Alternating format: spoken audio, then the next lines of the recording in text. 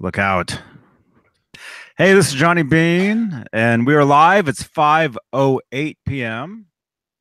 out here in California. 8:08 p.m. Eastern Time, where everybody else is. And whoops. There's a bear behind you, Dave. It's waving. Say something. I get. Oh. Yes, there's someone. There's a bear behind me. There's a bear behind me. Hey. Yeah, so it's February 9th of 2018, and we're back. Heard some of you guys. Heard you missed us. We're back. Missed a couple of us. So, hey, I heard that, Dave. Huh? Look, Mom, no hands. Wow. Good morning. Hey, man. Good morning. Happy Friday. Happy Friday. I heard you had a great show last night. Thanks. It was fun. Dave played last night. He sat in. It was fun. It was very cool. Well, unexpected. It was really like, oh, here, hold this. Play. I gave you 14-second warning. You know, I was like in the area. I was in 20 feet. It was fun. He just had the oysters. He just had the oysters. The chili. So what's new? Oh, I'm almost not coughing. Oh. You know, the Namthrax. The Namthrax got me. Yeah. Got me good. I hope you're okay. You seem like you're all right. Yeah, I have. So far, I've been good. I haven't been sick. I don't have time to get sick. So, so far, I've been good. What are those questions on us? I never see these questions. Oh yeah, because we have it set up where we're on YouTube.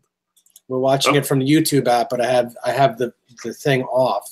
Okay. So we can see who's saying stuff to us, but okay. we're live. We're on the live thing. Mike as himself says, Dave, I just bought a vintage white and gloss black Wolfgang specials. Can I get low action on these like my EVH Stripe series? How similar are the necks? Well, they're the same fretboard radius, so you should be able to get them very similar to, the action similar. The nut width is different, but the fretboard radius is the same. A little itchy. Yeah, this sounds similar to something Jay and I were talking about last night.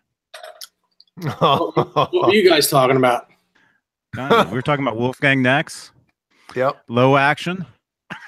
And super low action. Mm-hmm. Super low action and width. Nut width. Girth. My girth.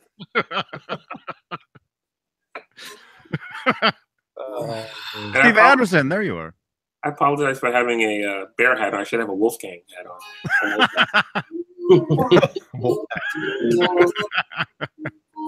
Whose is that? What do you mean, whose is my hat? Okay. Right. I got it. I got it in. I know that was like Alaska. Dave's pillow or something. No, I got it in Alaska. I used to go up there every year and play. So, they have real bears up there, though. A lot of bears everywhere. Yeah, that really is his hat. I saw pictures of you wearing it on Facebook.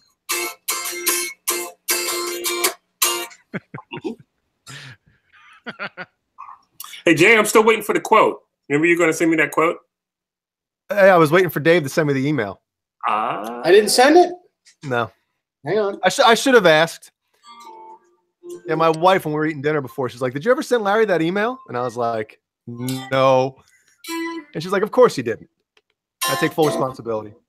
Well, I'll be happy whenever I can get it. I'll send it to you right now. Hang on a second. So now there'll be no questioning if I got it or not. Did you get it yet? You don't want just. How do I do that? How do I send this? How do I send your information without sending that number? Oh, you can have that. You can? Yeah. Okay. Okay. It's not gonna. Yeah. Ain't nothing to hide. Larry, I'm gonna call you at 4 in the morning. You'll probably be up. Yeah, I saw you. You had a video of you testing out the XFX3 at like 3 in the morning. I was on my way to NAMM too. That was that was getting up early to catch the flight to NAMM when I did that. Check your phone. I see it. Oh wow! If you would have told 15-year-old me that I would be on here with Larry right now and have his contact information, I would have peed my pants. Thank you. Still can. Oh, I still can. Wow, It's brutal. Brutal. Hey, we have a question for Larry from, is it More Guitars? More guitars. You do? Hang on. No. Yeah. Here it is. Hey, Larry, what do you think of the EVH Wolfgang guitars? Do you like it in comparison to your Ibanez's? Oh, I've only played the Dave's really, and they're great. Dave's are great. I have some custom shop Ibanez guitars that are amazing as well. I love guitars, so, and I've been playing Nags for the last 4 years, something like that. I think when you get into high-end guitars, they're all pretty cool. So Dave's guitars, first of all, Dave's guitars are probably not the best things to go by because all his guitars feel amazing. And if you ever picked up one of Dave, you guys ever picked up one of Dave's guitars? Johnny? Oh, yes. But he set up two of them for me. Yeah. So, but I have some custom shop Ibanez guitars that are absolutely amazing. So, and actually, those probably were set up by Dave. Some of them. Yeah. No. How did your Nags feel compared to your Ibanez? I mean, are the necks kind of similar? No. Or is it a completely different feeling guitar? Completely different feeling. Yeah. The radius on these are 8.5, I believe. Mm-hmm. And the closest is the Blazers, which was 10. Mm-hmm. Yeah. So this is definitely more. These feel like more vintage style guitars. More vintage style guitars. The fretwork is so unbelievable that with the I'm going to say radical because compared to what we play, the radius on that is pretty radical. It's 8 inches instead of 12 to 16 like the Wolfgangs. So the Wolfgangs and the most Ibanez's are really, really flat radius. Yeah. This is more like a vintage guitar, but he can do a 2-step bend on any fret and it won't fret out because the fretwork is that good. It's impeccable. The fretwork is impeccable on that guitar. I like it. Yeah. I like it. Yeah, I hope so. And the reaction is super low. When I played it last night, I didn't remember it being as low as it was. I remember the action being a little bit higher the last time, but I think you had it worked on since I played the last time, right? Maybe. But yeah, the guitar was like, it felt like I was playing one of mine. Even though I hadn't really touched the guitar in a month, it felt like home. It felt easy. Yeah. So they're different. But the Ibanez guitars that I've been playing for the last few years are more Strat, like super Strat kind of thing. You know, I haven't really played any like my lock and tremolo guitars in quite a few years. So. Well, I asked, I messaged Dave last week after you were on, asking him if you still have any of your like older Ibanez. Like on the first record, what was the guitar you used most on that record? Do you remember? That was the Jewel Blue, I think. This one? Yes. Yeah. Do you still have that guitar? No, that's Larry Harkey has that guitar from Harkey Speakers. Cool. Yeah. Larry has that guitar. I have my double neck that's on the front cover. I still have that. Yeah. Which is an awesome sound. One that weighs 37 pounds. Yes. It's an awesome sounding guitar, though. I've seen another one. I think Jim Donahue has. Jim Donahue made the only other one that's exactly like that. Yeah, I thought it was yours when I went to the shop. No, I was like, "That's Larry." He said, "No, that's mine." Yep. And I think they made Satch one, but I don't think it's exactly the same. It's based off of it, but it came like many years later. Yeah, because that's kind of what when I look at that guitar, it has that same kind of S series shape. You know, that shape. You know.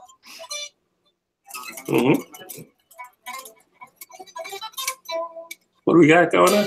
I'm reading. Let's see. Yep, today's Frankenstrap Friday. Clayton James. There you go, buddy. Cool. Yeah. Michael James says he just got a whale tail Floyd. That's awesome. Dave, shouldn't you have a Frankenstrap, Frankenberg? A Frankenberry? Frankenberry? Yeah, instead of I've got cereal. Do you people like Frankenberry? I don't get it, man. It tastes like perfume. Oh, I haven't had a Frankenberry in probably 4 years. Oh. Yeah, I haven't either. Yeah, but John, you probably haven't eaten in 40 years. No, I haven't. I haven't. Did you guys see the was it the Family Guy where Mr. Family Guy meets Blueberry? No. He meets him at a grocery store and he shakes his hand and doesn't wash his hand after that. Oh. I haven't seen that. I was just sick for 2 weeks, and so that's something I saw. Micus himself says, Jay, having my Les Paul Standard refretted with jumbo stainless frets and a new nut. Can't wait for it to be done. Awesome. Where are you getting it done? So you can send your guitar to him? And how much? That's great. And Chris Hegestad said, hey, Jay, what is a 7-string guitar? The 6-string guitar with one more.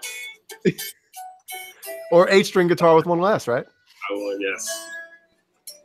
Larry or Dave, have you ever played a 7-string? Yes. Yes. I had a 7-string for a little while. I had a couple of 7-strings for a little while, but I gave them back. Not that they were mine. I had to give them back anyway. But I kept putting everything in the key of B. So, yeah, I remember that. Yeah. I had a few 7-strings myself. I had the first, I think it was the first black one that was actually out for production, the one that looks like Jay's, but it was one of the first ones that wasn't Steve Vai's. Oh, it was the it was a black one. Factory. I think it was like the Dino Cazares model, wasn't it? Or not his. No, it was a Universe. No, it was a Universe. It was the black one with the green pickups, but it was. Oh, okay. No, it's black one with the green pickups, but it was like one of the first ones that you could get that didn't belong to Steve, is what I'm saying. Oh, okay.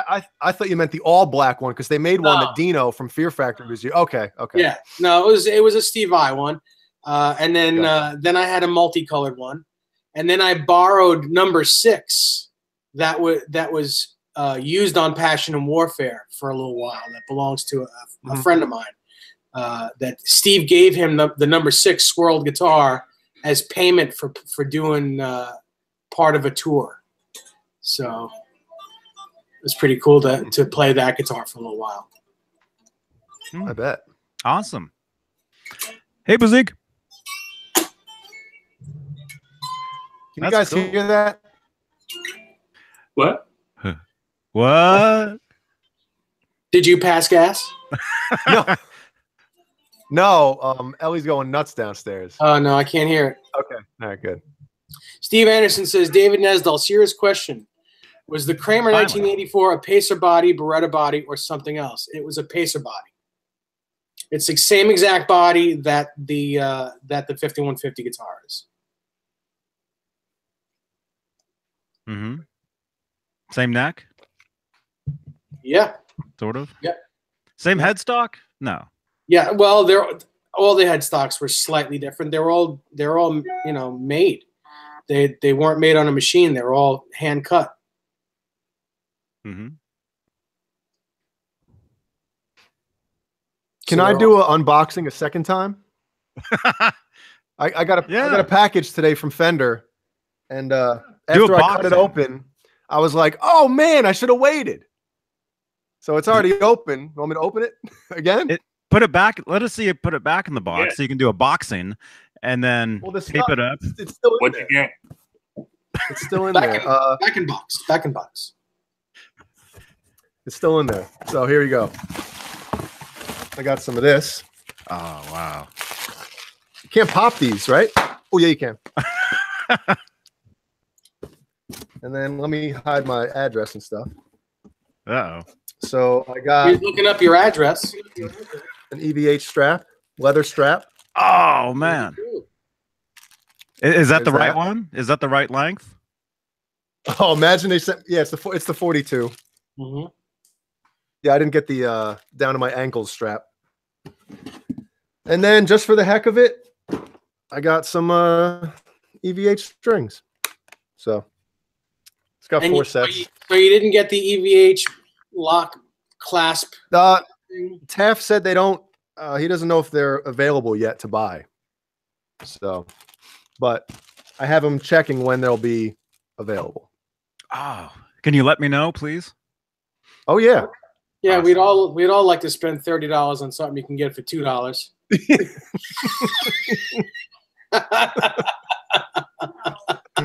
Wow. Yep.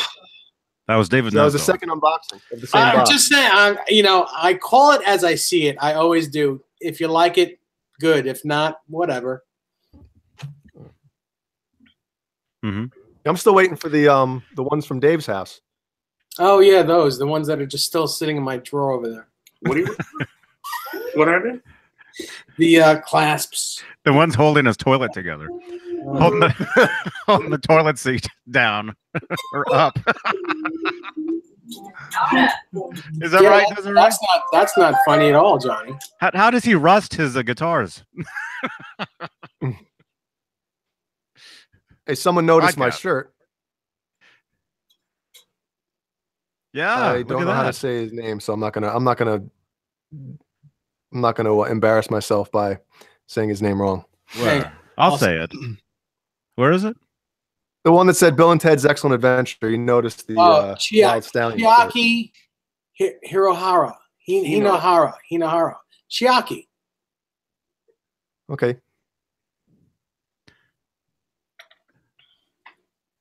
Cool. Is that the Excellent Adventure? Mm-hmm. Or is that the Bogus Journey?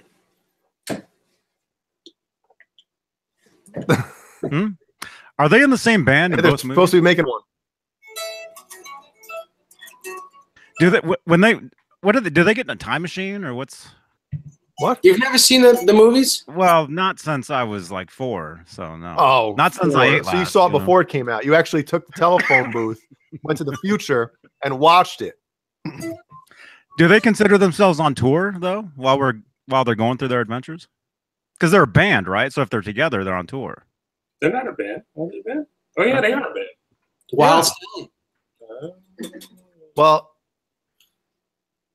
they can't make a triumphant video until they have Eddie Van Halen on guitar. But how are they going to get Eddie Van Halen on guitar if they don't have a triumphant video? That's like lifted right off the movie. I've seen that movie, man. I've seen that movie. That's Steve Vai, though, isn't it? That? Playing guitar and all that? Yeah. You mean this guy?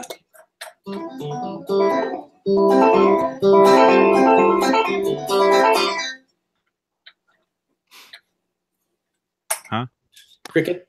What? Somebody just sent me a Jim Nicholas. Hey now, it's No Flu Friday. Did Steve Anderson change out the frets yet on all his guitars to stainless steel yet? Get crazy. Poof. Oh yeah, can I mention about the poof shirt? Yes. You did say poof and not You said shirt, not pants, right? The poof pants. The yellow pants that go with the poof shirt. So John BL 5150, if you're in here, I want to say Steve thank you. says I guess no. Steve said, oh, he didn't change out the frets on all He his says guitars. no. Not yet. But he is getting crazy. Hey, Caleb. All right, so there's this picture, right? Screenshot from Live Without a Net, okay? And John BL 5150 said, if you look under the strap, you'll see a little fairy with the wand. Poof, right? Mm-hmm. So he said, let's see. It's from Rocky and Bullwinkle. It's the Fractured Fairy Tales or something. So I guess he knows a guy and he's gonna have the design made up or whatever. And if I want a shirt, go through him. But that's awesome. Wow. Where can I get the yellow pants? You got to call Mike for that. Poof pants. Poof pants. On you, they would be poof pants. You said it's Rocky and Poof pants. Bullwinkle? Rocky and Bullwinkle, Fractured Fairy Tales or something. Well, that probably exists then. You just have to look for it under that. He said, yeah, John BL 5150's in here. He said, hey, Jay, the wheels are in motion. Thanks, dude. That's awesome. My brother's going to want one. Everybody's going to want one now. Watch. Setting a trend. Yeah, that was started in 86. Mm-hmm. Nice. Just like the saying, bye, Felicia. I don't think I've ever said that. I know you haven't. Well, actually, I don't know that you haven't, but I would imagine you haven't. Oh, You know me yeah. well enough. Jay. You found it? Well, almost. Is this the fairy? Oh, that's Yeah, I think so. It's right? on the shirt? Right there? I think. That's not a good-looking fairy. That's pretty good fairy, if you ask me. Well, here's another picture he sent. Here's the there you go. So that fairy comes down in poof shirt. Okay. That is Yep. the fairy, though. Coughing. Usually people don't want what the bass player is wearing, but in this case,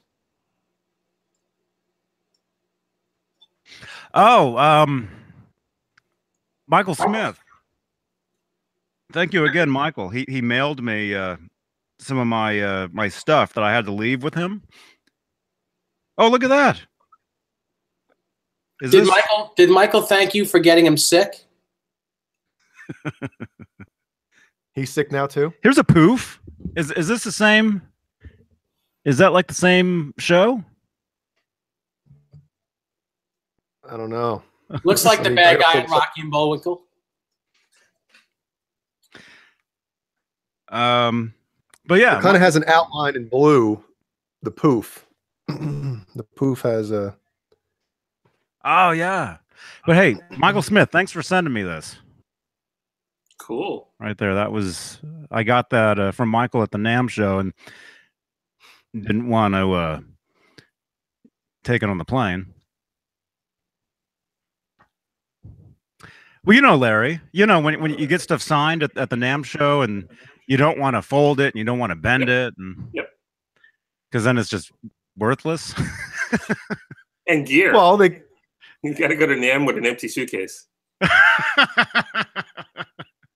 they could have had you flush it down the toilet like they did that girl with her hamster. What? Did you guys hear about that? No.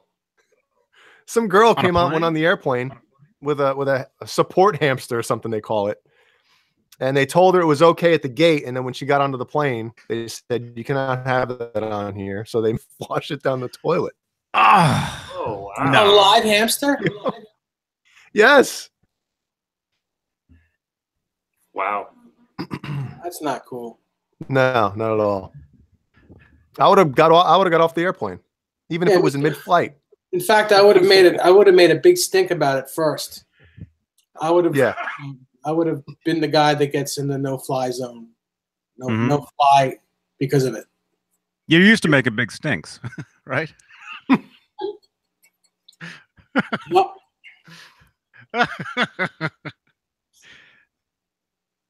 Man, Rocky and Bullwinkle.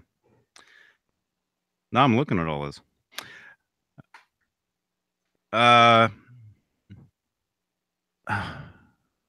Sheila Long asked, best cab size for an EVH lunchbox. Yes, the 212. I think.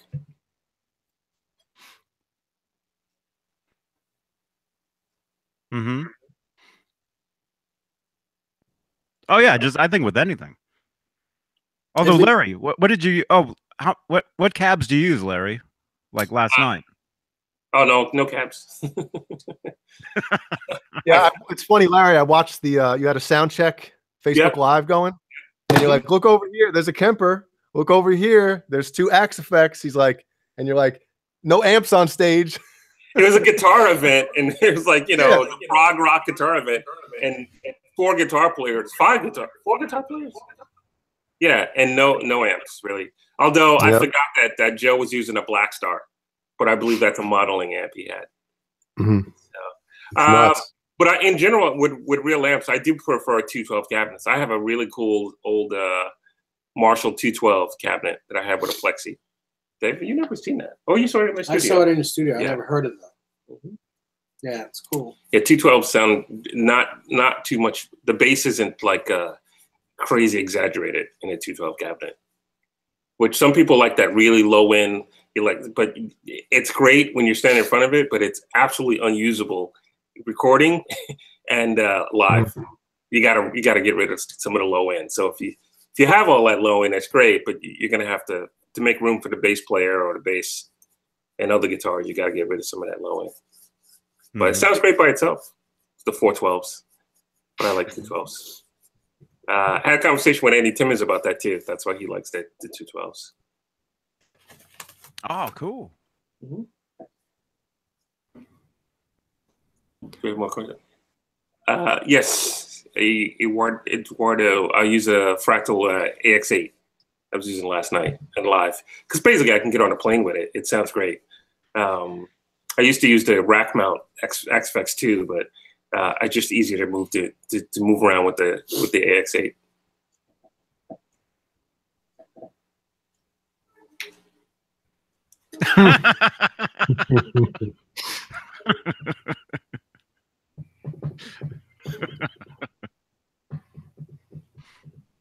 What else? I don't know. Did we miss questions? Yeah, it's moving right along. Got 47 people watching. 47 people. Yeah, 28 thumbs up. 29. Oh, someone just left. Who left? Yeah, get it. Oh, yeah, I'm scrolling back as well. Loved your video on the neck illusions. Oh, cool. Thank you. Thank you. Basically done. What? Okay. Oh, his 5150. Okay. He posted pictures on online last night of it. It looks great. Cool. Yeah, I saw it. Yeah. It does look great. Now he has to throw it around to relic it.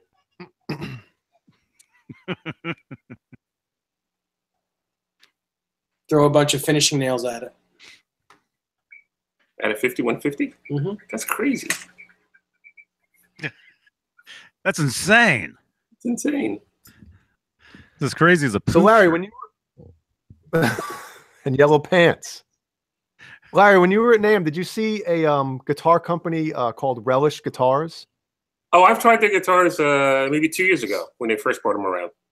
Did you see? I don't know if they had this technology then, but the back is like magnetic. It comes right off, and then the pickups you can swap out pickups like swapping out something. I don't know. I can't think of anything clever right now. Yeah, they talked about that. They had some of it, the prototype, but I don't know if they were selling it about 2 years ago. But but it's pretty cool. The whole guitar is pretty cool. It's super light because it's just like an aluminum body, I think, and then the wood comes on and off. At least that's the one I saw. Yeah, it's pretty wild. Yeah, because I mean, swapping out the pickup thing is very cool. Yeah, Because I've never even attempted to swap out a pickup in a guitar. If I had to do it, I would take it to somebody. You know. I have, and I've broken 3 guitars in one afternoon. Really? I do that. Oh. Yeah, I don't do it anymore. That was many years ago. Yeah, Eduardo said kind of like a Lego. Exactly. It basically pops right out, and there's a little like gold dial or screw on it, and that adjusts the height of the pickup right there on the back. It's so cool. Yeah. Yeah, we were talking about those last night. What is it called again? The company is Relish. Yeah, and then the model, I guess, that does that is the Mary One or something. MARYONE. Who's echoing? Uh-oh. You were. No, because it's echoing on my side too. Echo. It was like 3 of me. You guys have that delay pedal on though, right?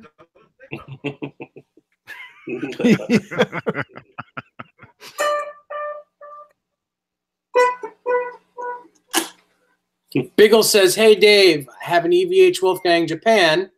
I think it's too shiny. Can I lightly sand it to give it a slightly relic look?" No, just send it to Johnny's house. He'll take care of that for you. I wouldn't use sandpaper. Well,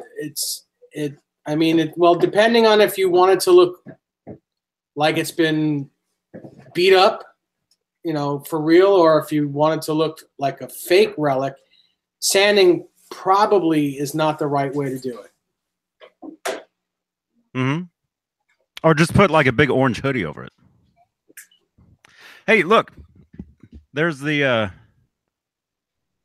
right there. Relish guitars. Mm-hmm.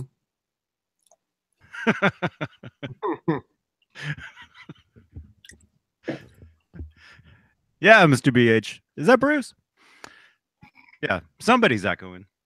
So Clark Human says, question, is it better to record at home on a real track system than using software like Cakewalk? I can't afford Pro Tool. Mention that. Well, that's what I was going to mention because that's what I use. But on a real track system. Larry? What's a real track system? I'm trying to figure that out as well. Because I mean, they do make recording software that's very cheap. Like I know Studio One is very good, and that's really inexpensive. Yep. Harrison Mix Bus is cheap as well, and it sounds great. They all pretty much do the same thing now. Yep, exactly. Mm-hmm. I think they're talking about. I think they're talking about like tape. If he can afford tape, he can afford Pro Tools. If you can find tape. Yeah. Real track. Maybe he meant 4-track. Right, Clark? Did you mean like a 4-track system? Like a Tascam? 24 track system.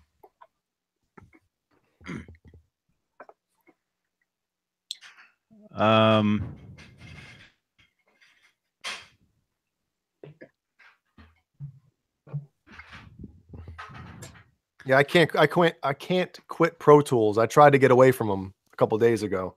I just couldn't do it. Clark says yes, Tascam. Mm-hmm. I mean, depends on what you want to do. If you just want to like demo stuff, yeah, If you just want to demo stuff, use whatever's fastest for you and easiest to use. Once you get down that road, start down that road of digital audio, it's a slippery slope, and you can't go back. It's really hard to go back. No. Yeah. What, Clark? What do you use? Do you use like an iPad? Because you can get a really cool DAW software for really cheap. Yeah. Just to throw down ideas like multi-track stuff. That's what I do. Yeah, because there's a I don't know if it's called Pro Tools Free anymore. Maybe Pro Tools something that I don't know how many tracks it limits you to. But I mean, if you're doing like you said, a Tascam or something, it only has a certain amount of tracks. I mean, this is basically, depending on what kind of computer you have, but look into all that different stuff. There's a lot of pro. I mean, even if you use an iPad, I think they all come with GarageBand on there now too, which is free. And I have a 48 track on my iPad as well. But there's stuff that's free or cheap that you can use on a computer that's easy. It's easy to use and shouldn't limit you track wise. But if you're used to using a 4-track or reel-to-reel and you have it, and you just keep doing it. If you're just making demos, it's kind of hard to. You need a lot more gear if you're trying to make a record. Oh yeah. Yeah, Eduardo says, I remember Eddie told once in an interview that he uses Pro Tools. Any major recording studio is pretty much going to use Pro Tools. Yeah. A lot of bands won't have, if you want to mix a record, they'll be like, if you don't use Pro Tools, you're not, we're not working with you. A lot of bands do that. It's crazy.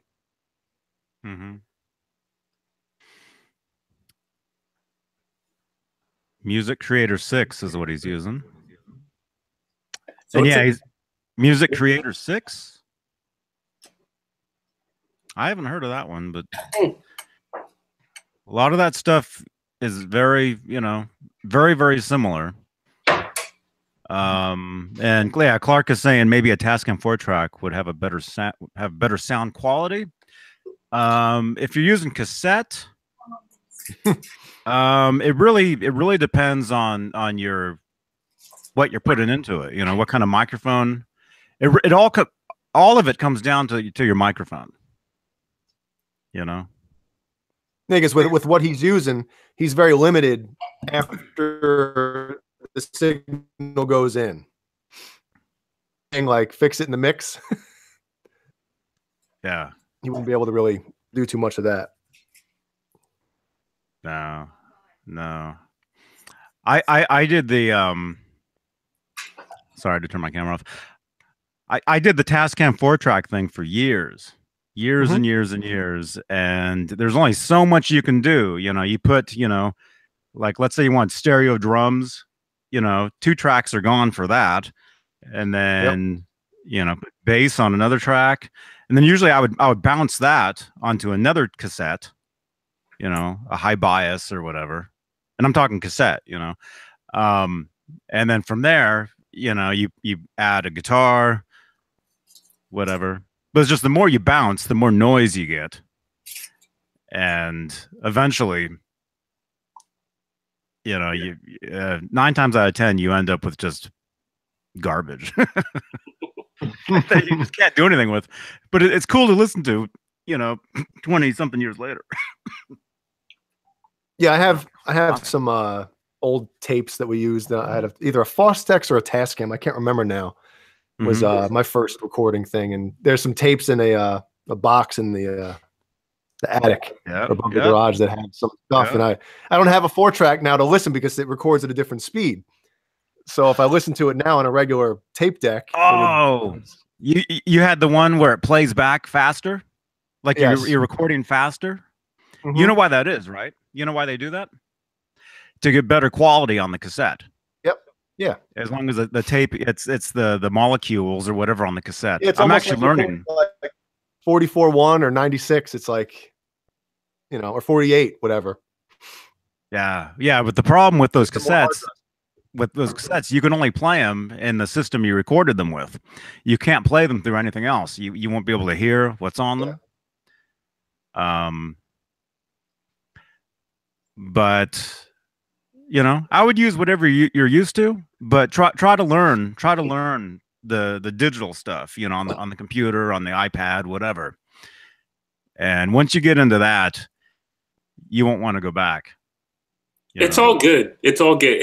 You're definitely gonna end up in the digital world, but it doesn't hurt to learn the old analog way.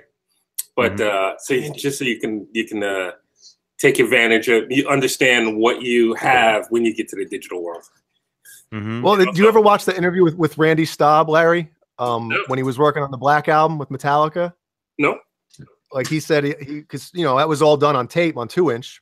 Mhm. So he said the amount of edits, like drum edits, having to take this drum fill from this take, Yep. splice it into this performance, and it was like, how many years later? So that was 91. Mhm. I mean, Pro Tools basically what, 96, 97, 98 was when it really started hitting the big studios, right? Yeah, before that was Session 8, but it wasn't a lot. A lot of people used it in the 94, 93, 94. It was a lot of people used it. It was 4 tracks, and people used it for mastering. And another thing, like you do a mix of the music on 2 tracks and then the vocals on another 2 tracks, so that you can change the vocal level. Because whenever you mix something for a record company, the first thing was like, all right, can you give us another mix again with the vocals up? Vocal up. Yeah, vocal up, vocal. Yeah. So a lot of times people would mix into Pro Tools that way, so that they can come back and recall a mix, which was easier then, because Total Recall then was actually just the volume and the fader. Where it was the fader recall, and you had to have take Polaroids of the actual EQ channel settings and stuff, and that was your recall, putting it back. Well, I remember an experience with a SSL. What was it? A G series, I think. Right? Those are the ones that are like $100,000 if you want to buy one. Yeah, and that had like all started around there, but yeah. Yeah, and that's one of the ones I guess that you can program. So when you recall a mix, all the faders go in the exact spot, But it's really just the faders. You still had to take pictures of the EQ settings and stuff. Yes, yeah. Any outboard gear you use, you had to either write down the settings on a thing, or like you said, take pictures of everything. But now, man, imagine going to school right before Pro Tools really hit, and you learned all the tape stuff and then all of a sudden it's like, I don't have to do that anymore.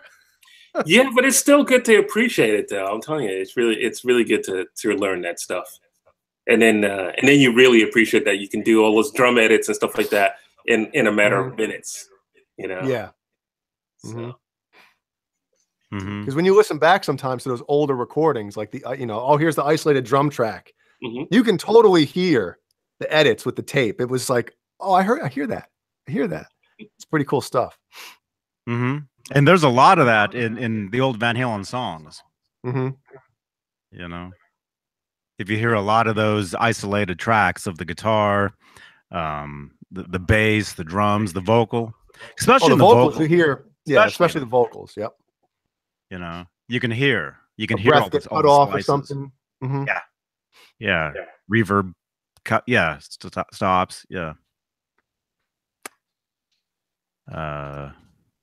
Broken Chains. No, I've been playing Nags guitars for the last 3.5 years.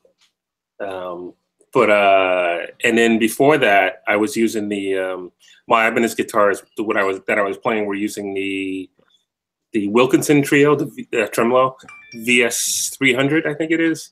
And then for a while, I was playing the Ibanez SV system, guitar, which had the 0-point trim. Yeah, those are cool too. Yeah, that's good. Very cool tremolo. How does the Wilkinson feel compared to a normal Floyd, or the low, the edge trim or something like that? How does it feel to a locking tremolo? The Wilkinson? Yeah. More like it was a lot looser. It was more like a really good setup. Vintage style tremolo. It's lighter weight. It's smaller. Yeah. Because I know I don't know what does Petrucci use now? Because he doesn't use a Floyd anymore. Because I think he switched to Wilkinson. I don't know if it's a Wilkinson. I think it's whatever Music Man is using as their, and I think it only comes on his guitar, because on the Luke guitar it's another version of the Music Man standard tremolo. It's not a locking tremolo, but they all have locking tuning pegs on their guitars. Yeah, his guitar, the Majesty or whatever. I don't know. But he does have one with a Floyd on it. It's all black. The guitar is all black, and it has a Floyd on it, and it's fairly new. I think it's 1 or 2 years old. Petrucci, yeah. And I just saw Luke. I just watched Luke play tonight on YouTube. I guess when he was in the G3 in 2012, he played a gold Luke guitar with a Floyd on it. Mm-hmm. I saw Luke play on his birthday in October with the Ringo, and it was insane. But none of his guitars that he was using had a locking tremolo that night. Did he play? Did he play guitar? Do you know what he played? He played. They were all music bands. All Luke's. Yeah. Did any have a funky paint job on it, like black and white type thing? Nope. Oh, because he has one called Sammy, and it's one with that Sterling made him that has Sammy Davis Jr. painted all over it. Different scenes of Sammy Davis Jr. Really? Which is really cool, actually. Yeah. Cool. Nope. Oh, wow. I'm looking at the Petrucci tremolo now. Yeah, the tremolo he has on there now, it has like this weird V thing in the back, like the shape of it. I don't know what's under there.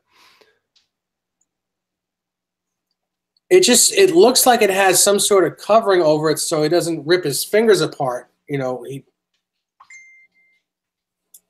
Yeah, I don't know. It just looks like a non-locking. It just looks like a regular tremolo. But it has, it's covered. It covers up the saddles. Something covers the saddles. I don't know. But he's not a very like loose, violent player where he'd have to really worry about his hand getting, cut up or anything. He's a very economical picker, So I think it's just his own thing, and he wanted something different. That's just my opinion. I don't know if it's whatever. It looks just like a 2-point tremolo system. Yeah, I think it is 2 points. Yeah.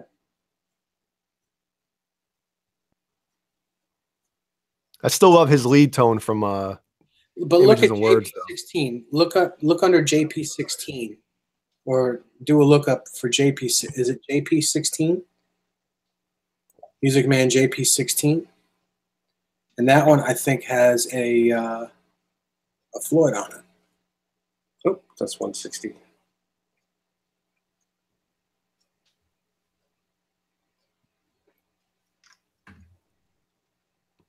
Is Johnny not wearing pants or something? Is that why his camera's off? His wife is probably walking around. I'm wearing pants. But somebody else isn't wearing pants. Yeah, it is. The JP16 with a Floyd on it. I'm wearing red pants. Although I'd like to get the yellow poof pants. As Dave pointed out, the JP16 has a Floyd, a Floyd-ish Floyd. It's a Godot Floyd.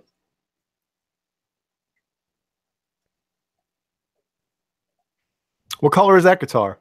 Black. The 16. Oh, that's the one you were saying, all black. I think it's stealth actually. It's like a black matte finish, I think. EVH stripe pants, John B. Dave, are you going to order those don't say the spandex women pants, because I will have to hurt you. You're not going to get them? No. What am I going to get them for? Put them over my head? I saw them when I was at NAMM. Actually, were they on a person or just like the mannequin? Nah. Did they look nice? Were wearing them. They look cool. I'm gonna have to get Jeannie a pair for her birthday. Shh. Yeah. This broken change just sent us this. I'll wear them on the show. That's the 7th string. I'd wear them outside. Get in the mail. I don't have the legs for it. I actually saw a guy walking down I actually saw a guy walking down the street today wearing a Van Halen t-shirt. I also don't have the camel toe for it. Oh gosh! If you're a guy, it's a moose knuckle. Just put them on backwards. Moose knuckle? Yeah. Moose knuckle. Yeah. Moose yeah. knuckle. Don't they have a poof shirt? Well, you guys want the poof shirt. Yeah. So next year when I come out there for NAMM, Who's wearing the 5150 pants? I'll wear the poof shirt. I'll get a Sammy wig or an Eddie wig or something. Mm-hmm. The thing is, if you walk past Michael Anthony, will he actually remember what he wore? Will he laugh at it and say, I remember that? You know, I was thinking about that the other night when John BL 5150 was sent me the email. I was thinking the exact same thing. Like, would I have to point it out if I met him? Hey, look at this shirt, or would he be like, "Holy crap"? You know, I think he would. I think he'd remember, because that T-shirt is burned into Live Without a Net. Is that the only shirt he's wearing on that whole show? Mm-hmm. Right? He's wearing a jacket in the beginning, right? Yes. The first song, he comes flying out with the yellow blazer matching the pants. And Sammy's wearing that huge like hemp jacket that probably, it's probably 400 degrees in that thing. And do you guys know what song he takes it off in? Because I do. You really got me? Nope. During the solo for Summer Nights. He takes it off.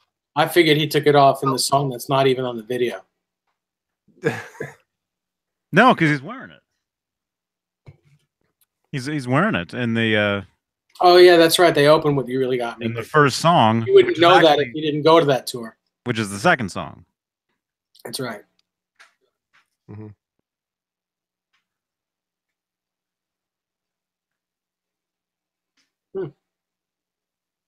All right. Huh? I think Steve Anderson wants in here. Actually, hey Chris, I have a T-shirt. I had a T-shirt, the Eat 'Em Raw 1985 T-shirt. Yeah, the one he's wearing when he's sitting on the rock doing the interviews. That shirt. Oh yeah. Mm-hmm. Mm-hmm. That's a restaurant though, right? Larry, was that a T-shirt for a restaurant? I don't know. Someone gave me the T-shirt, and then afterwards pointed out that it was the same shirt that he had. Mm-hmm. So, yeah, I think I'm. There was an ad I was in with that T-shirt too. I can't remember what it was. The Dario. Huh. It's the Dario ad. Controversial. Eat it raw.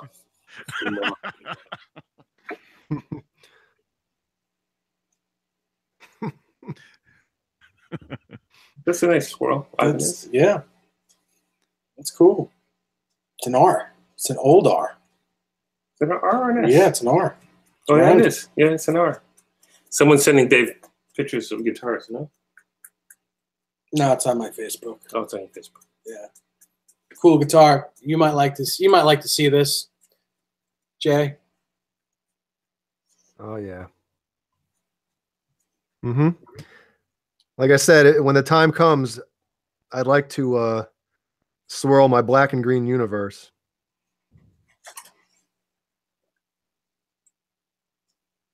That would be neat.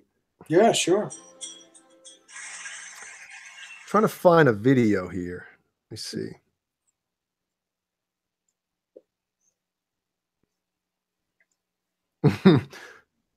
Larry, did you ever see this?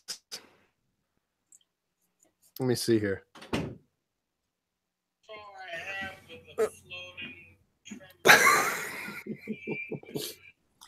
I have. I slowed it down. I don't know why, but here it is. Here it is. Oh.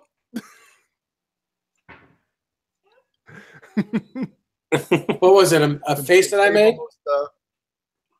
Yeah, and Dave almost dropped your guitar. Oh. Almost. I said almost. I hear baby. And then Jay stopped talking. You made chocolate chip cookies for me? Thank you. Chocolate chip cookies. What happened? Chocolate chip cookies. This is the part of the show where the baby shows up with the rum. I just got some chocolate chip cookies. Are they the special kind of chocolate chip cookies? Ellie, what are you doing?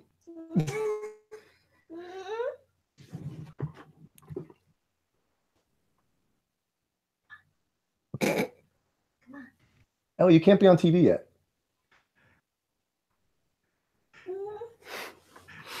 Hey, editor. Is there anything else going on, guys? Everybody's got their heads down looking in their phones. She's going to ask for her chocolate chip cookies back. We're being millennials. No, I'm just being rude. He's just being Dave Nesdall. That's all right. I'm allowed. Dude. Johnny, we're not friends on Facebook? What's up with that? I don't know. I've got like 5,000 friends. He doesn't need any more. No, I'm kidding. No, I don't know. I know. I'm following you. I just took a picture of the screen a little while ago. I'm trying to post it. Kenny Dave. Thank you. Yeah, the Zilla Burst. Yeah, that's my my avatar is the new EVH Zilla Burst Wolfgang Standard. That's when Johnny was putting the plague all over the EVH guitars. No, I think I got it in the plane. I think on the way back because there was a lady behind me coughing. That's got to be what it was. Can you imagine if you went to a booth at NAMM and just said, "Can I play this?" And they said, "Sure," and then you just took out a can of like disinfectant and sprayed the whole guitar.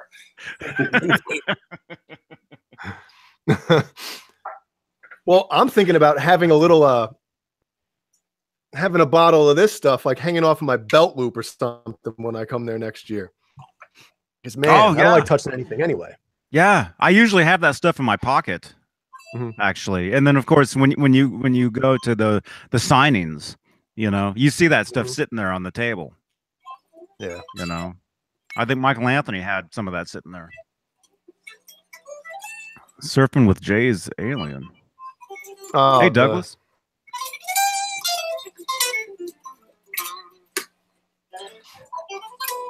Pickle the pickle Rick color. Pickle burst. What's up with the alien, Jay, behind you on your right? It's cool, isn't it? Yeah, what is that? Well, I want them to come get me, so I'm hoping that if I have one of them in here, that'll kind of attract them and say. But whoa, no, it's one of those Spirit Halloween. Well, he's halfway there. He's a robot now. Oh God, is it still doing it? No. Okay. And you got, what do you got? You got the Christmas Story lamp shade? The leg lamp. Leg lamp? Yep. Yeah. Yep. What's on next to that? What's next? Ooh, now we're having fun, boys. Looks like a vibrator.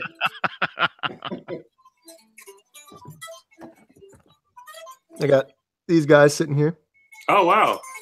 Yep. It matches the t-shirt. Oh, it comes with a Strat? It comes with a 70 Strat, looks like. Look at the headstock. Wow. Oh yeah. Well, those are the guitars that they pretty much used in the movie, right? In the beginning. Is that a Hagstrom? What's the other one? Looks like a I thought it was kind of the oh, what is it called? Not the Surfcaster or something. It was the what do they call those? Bills. What do they call his guitar? I don't know. Who's Bill? I don't know which is which. Come on, man. Bill S. Preston Esquire. I don't know who that is. And look. Bill and Ted's. Yep. There you go. Bill S. Preston. So. Yeah, that does look like a 70 Strat, like a 79 Big Strat. Strat. Yeah. Yeah. It probably is. Because that movie was 80 something? Yeah, it was filmed, I think, in 87 or 88. So. Was it actually filmed down in San Dimas? No, I think it was filmed in Arizona. Like the scenes at school and stuff like that. I think that was like Arizona College or something like that. ASU? Maybe. maybe. I don't know. That'd be in I think Tempe. I think Tempe, Arizona. I'm from Arizona. I'm from there. Where are you from? From Phoenix. Arizona. I usually go to Phoenix after NAMM every year. I didn't do it this year because I had to go to Virginia. But I usually go and hang out and go to all the jams and shoot some video in the desert because it's like 80 degrees or 90 degrees there. I think we pronounce it Virginia. Virginia. What? So you're used to that heat then? Me? Yeah, in Phoenix, you're used to. I don't mind it. Yeah, I lived in Santa Fe, New Mexico for 10 years, so it gets a little not as quite as toasty as Arizona, but it gets up there. When you were filming your exit video from NAMM while you were waiting on the plane or waiting for the plane, and you were sitting outside in the sun playing guitar, like in that long sleeve button up shirt, I'm like, damn, he's got to be sweating. I was sweating. It was 90 degrees, and it felt like it was 100. Yeah, because you were like, I was going to film this by the pool, but it was too hot, and I'm like, well, he's sitting in the sun. Yeah, but I also was dressed for Atlanta, which was like 26 degrees when I landed in Atlanta. Oh. So I had I had more clothes on than you could see. Isn't that the worst? Leaving one environment. Well, when you're leaving warm and going to cold, it's the worst. Mm-hmm. Michael Collins, I'm eating chocolate chip cookies, but I haven't taken a bite yet because I don't want to be rude. Oh, man. All right, fine. No, please, be rude. Johnny, where'd you go to high school? Someone's asking. I went to high school in Lincoln, Nebraska. Oh. Wait, you went from Phoenix to Lincoln to California? Yeah. All right. Witness protection program? Yep. All right. Okay. You know, it's a fake beard. Covers up my scar. Feared. It's a feared.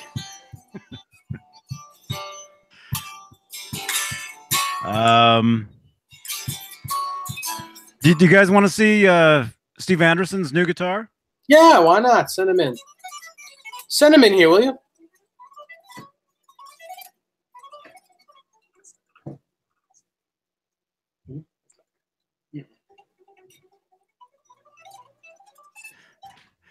Now it's just you two. Don't be shy. Okay. La la la la la. Now we see what it's really like when they hang out.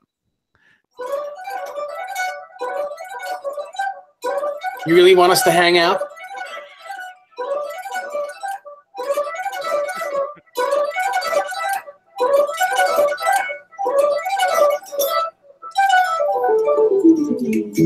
There's a lot of delay going on. Actually, it's not that much delay. No, I was just playing loud.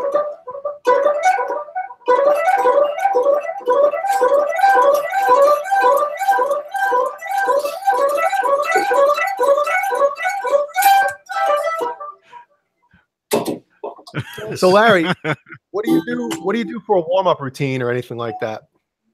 You haven't played all day or in a couple of days? No, I got to play every day. I'm old. Got to play every day. I do like a chord scale kind of thing, or chord arpeggio. So I might do E minor, F sharp diminished, G major, A major, or A minor rather. Sorry. Anyway.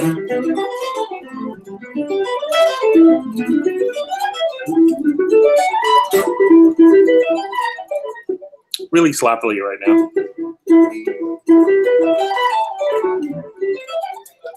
Woo, really sloppy. And then the other thing is like Satriani exercise that I actually use a lot is a minor 9 or a major, I think it's minor 9 sharp 11. I don't know this theory stuff, but it's this. This is minor. And this is major.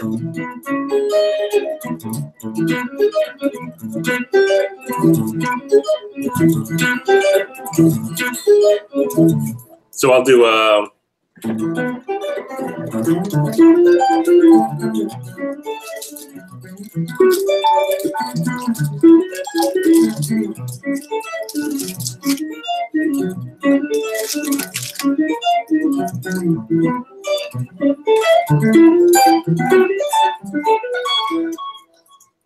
and if you like Andy Summers, There you go. Yes. Oh no. And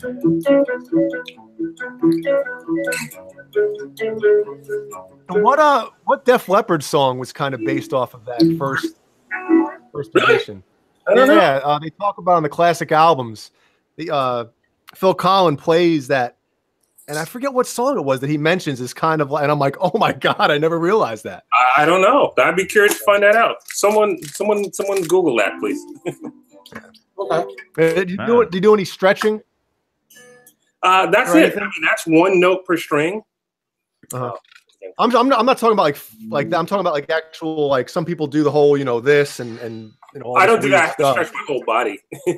Yeah, I have to do that. I stretch my whole.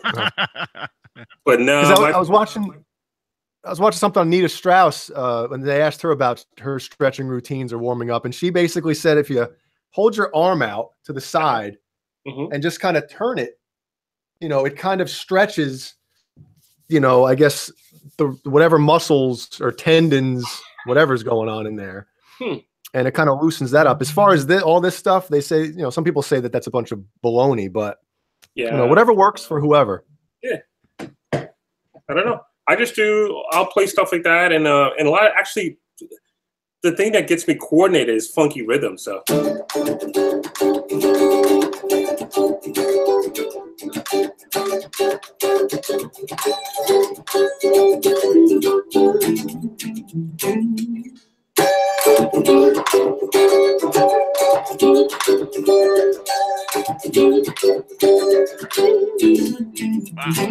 It gets my wrist working. So. Do you know Notorious? No, I know the song. I don't know how to play it though. Yeah. Why was that close? Sort of, right. yeah. Duran. Uh-huh. Steve Anderson, I sent you. I emailed you. Oh, and Steve says Hysteria, Love Bites, maybe is the one that has the. Here comes trouble. Produced by Nile, right? Probably. Huh? Probably produced by Nile Rodgers. Oh, Notorious. Yeah, well, that's probably Nile Rodgers on guitar, actually. No, it would definitely be. I'm not saying a word.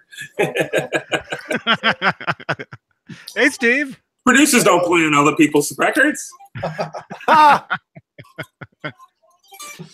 Oh. Hey, man. How's it going, everybody? What's up, dude? Steve Anderson's in the house. Get crazy. I'm in the house. Poof. The Rummeister. Just everybody out there, I want to give a big thumbs up to Dave Nesdahl. Dave Nesdahl, basically through a bunch of questions I've asked him since being on the show the last year, is basically responsible for making this happen for me. Never heard of Musicraft before or Lock Bodies, but just me digging for information. It took a while to get the questions I needed answered, but it finally happened. And this is the Musicraft 5150 I built. This was a Kramer Pacer body and banana headstock neck, and did the whole thing. I had the Schwinn exact match factory paint from way back in the 70s. White, sunset orange, and black to make it happen. And just again, I'll say it a million times, but thanks to Dave for dealing with a lot of my questions I had, because I didn't want to, order something from a company and have just, if one thing had been wrong, I couldn't have lived with it. But just for everybody, a big thumbs up to Dave for helping me out. And thank you. Yeah. Anytime. I'm happy to do it. So yeah. And my pleasure. Yeah. Thanks. And the guitar looks fantastic.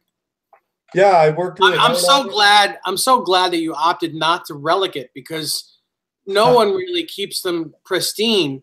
I mean, it's fine if you're going to relic it. That's that's fine too. But the fact that you're keeping it this way at the moment, it's cool, because everyone gets theirs relic or tries to relic it.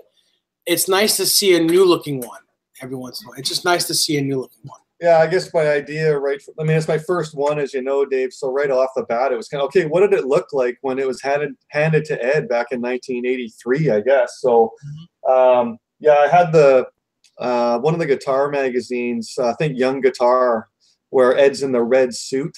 Oh, yeah, sure. Yeah. Yeah, I think I've got it here. I have that one somewhere too. I've seen it. It's right here.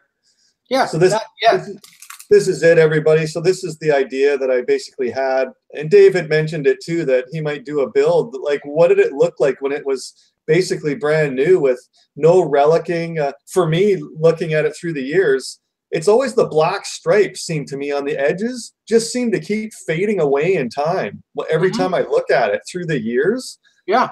So, yeah, just for anybody out there, if you want to see what it really looks like, this is probably the best one, because it's magazine size, right? So if you can ever find this issue to see what the 5150 really looked like when it was new, I mean, this is almost going to be probably the best shot we have of it.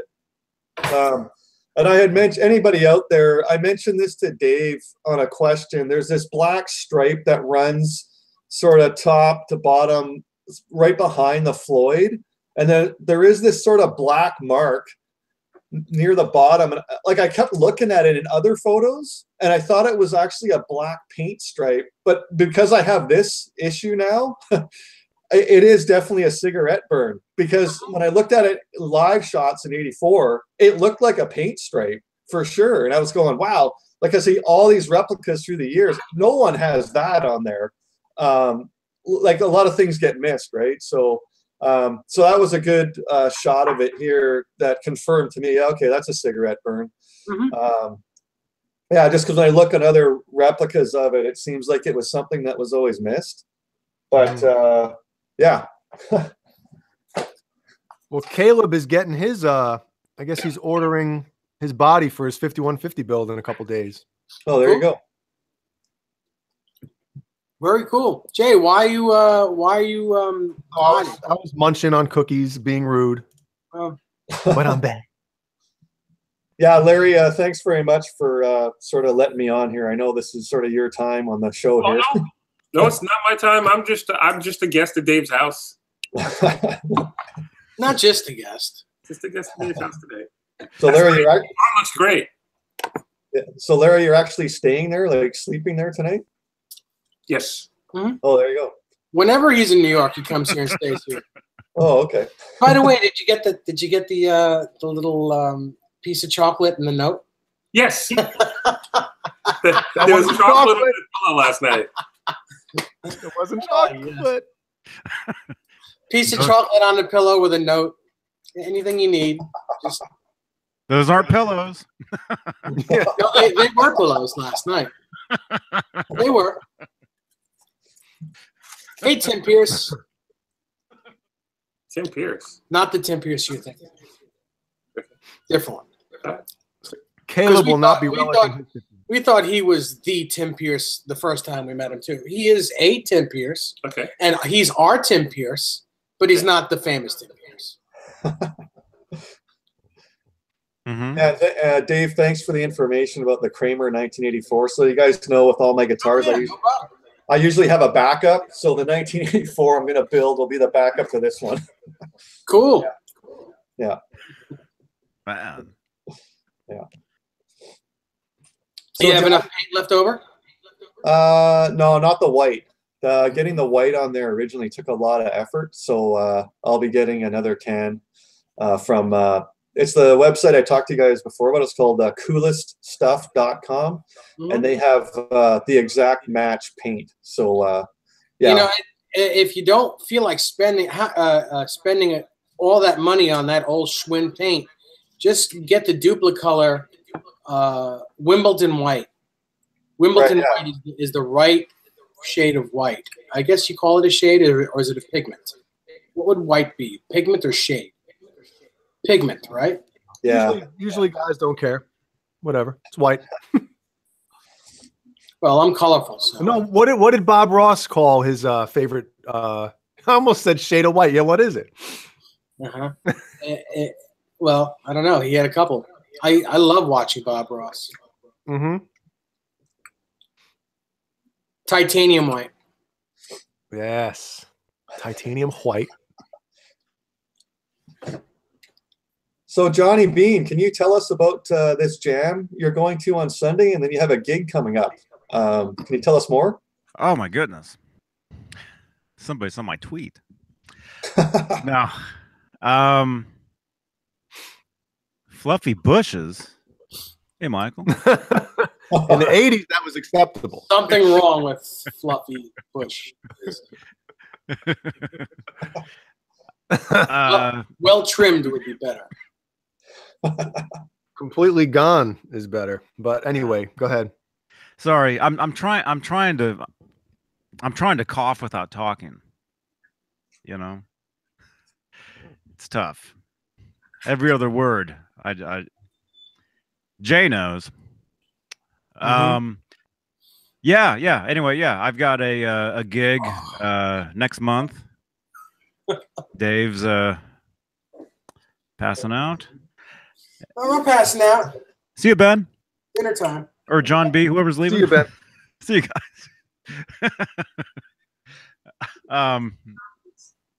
Yeah. Anyway, yeah, I've got a gig next month in Oakland, and I just found out that I've got rehearsal on Sunday. So, yeah. No, I haven't learned any of the songs yet. That's what I do on Saturday night. Oh, so you haven't played with any of these people before? No, I have. Oh, you have? Okay. I have. No, we do this yearly this Oscars viewing party. Oh, right. Gig. Yeah. And last year I did a live feed. Hey, 802 Blues. Last year I did a live feed over Periscope. So, right. I mean, I would like to do it over YouTube, over this, but I might get in trouble for some of the songs that we play. So, who in trouble from who? What do you mean, like copyright? Yeah. Oh. Yeah. Nowadays you can't even reproduce anyone's even original music. They'll block out the audio of your video. Oh my God. Yeah, it's possible. Yeah. So I might go live over Periscope. Probably either Johnny Beane or Real Johnny Beane. So Johnny, what guitars are you taking? Do you have one you're going to play and maybe a backup, and you're going to play through the 5150 PV, or what are you playing through? No 5150s. No. I'll be using the Fender 212, the hot rod. The whatever that is, the DeVille, I think. What? and guitar wise, I'll probably use the Fender Tele. All right. And then probably the black Wolfgang, the special. Yeah. I'm thinking. No Phantom. No. Well, probably not. No. Cool. No. Although the same band, we played a wedding, and I used the Phantom for that. Right. That was a while back though. Wendy's? And there was no. I forgot to take a selfie, so nothing exists of that. You guys are getting Wendy's? Is that what you just said? I didn't hear you say anything. You. I heard you. You're getting Wendy's? I like the spicy chicken burger. It's very good. They have a spicy chicken burger at Wendy's? What are you, new? We're going to Wendy's. We're having 2 dinners tonight. No, I just Not just as- I didn't say we're sandwich, going to you're saying Wendy's. I just suggested it because we haven't eaten over here. You know, we normally eat before we do these things because it's you know Eastern Standard Time.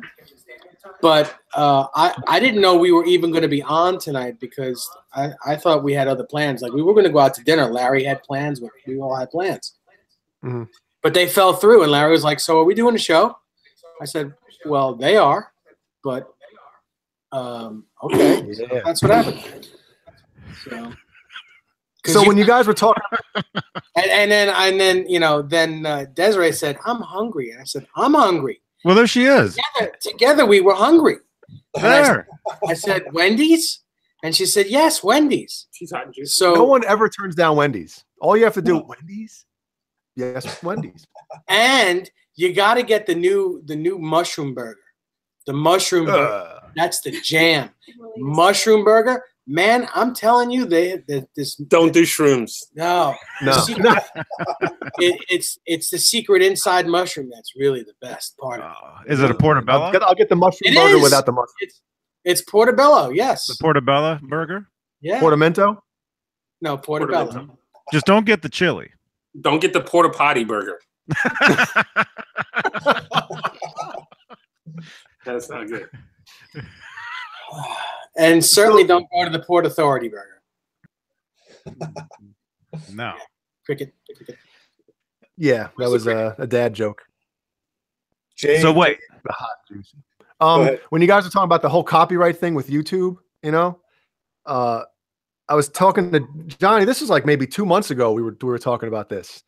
A band I recorded did a Fear Factory cover, Mhm. Oh, wow. and I was basically just sending. I recorded my screen. I was playing back a section of the song, right? And I was just recording my screen and sent those guys the video.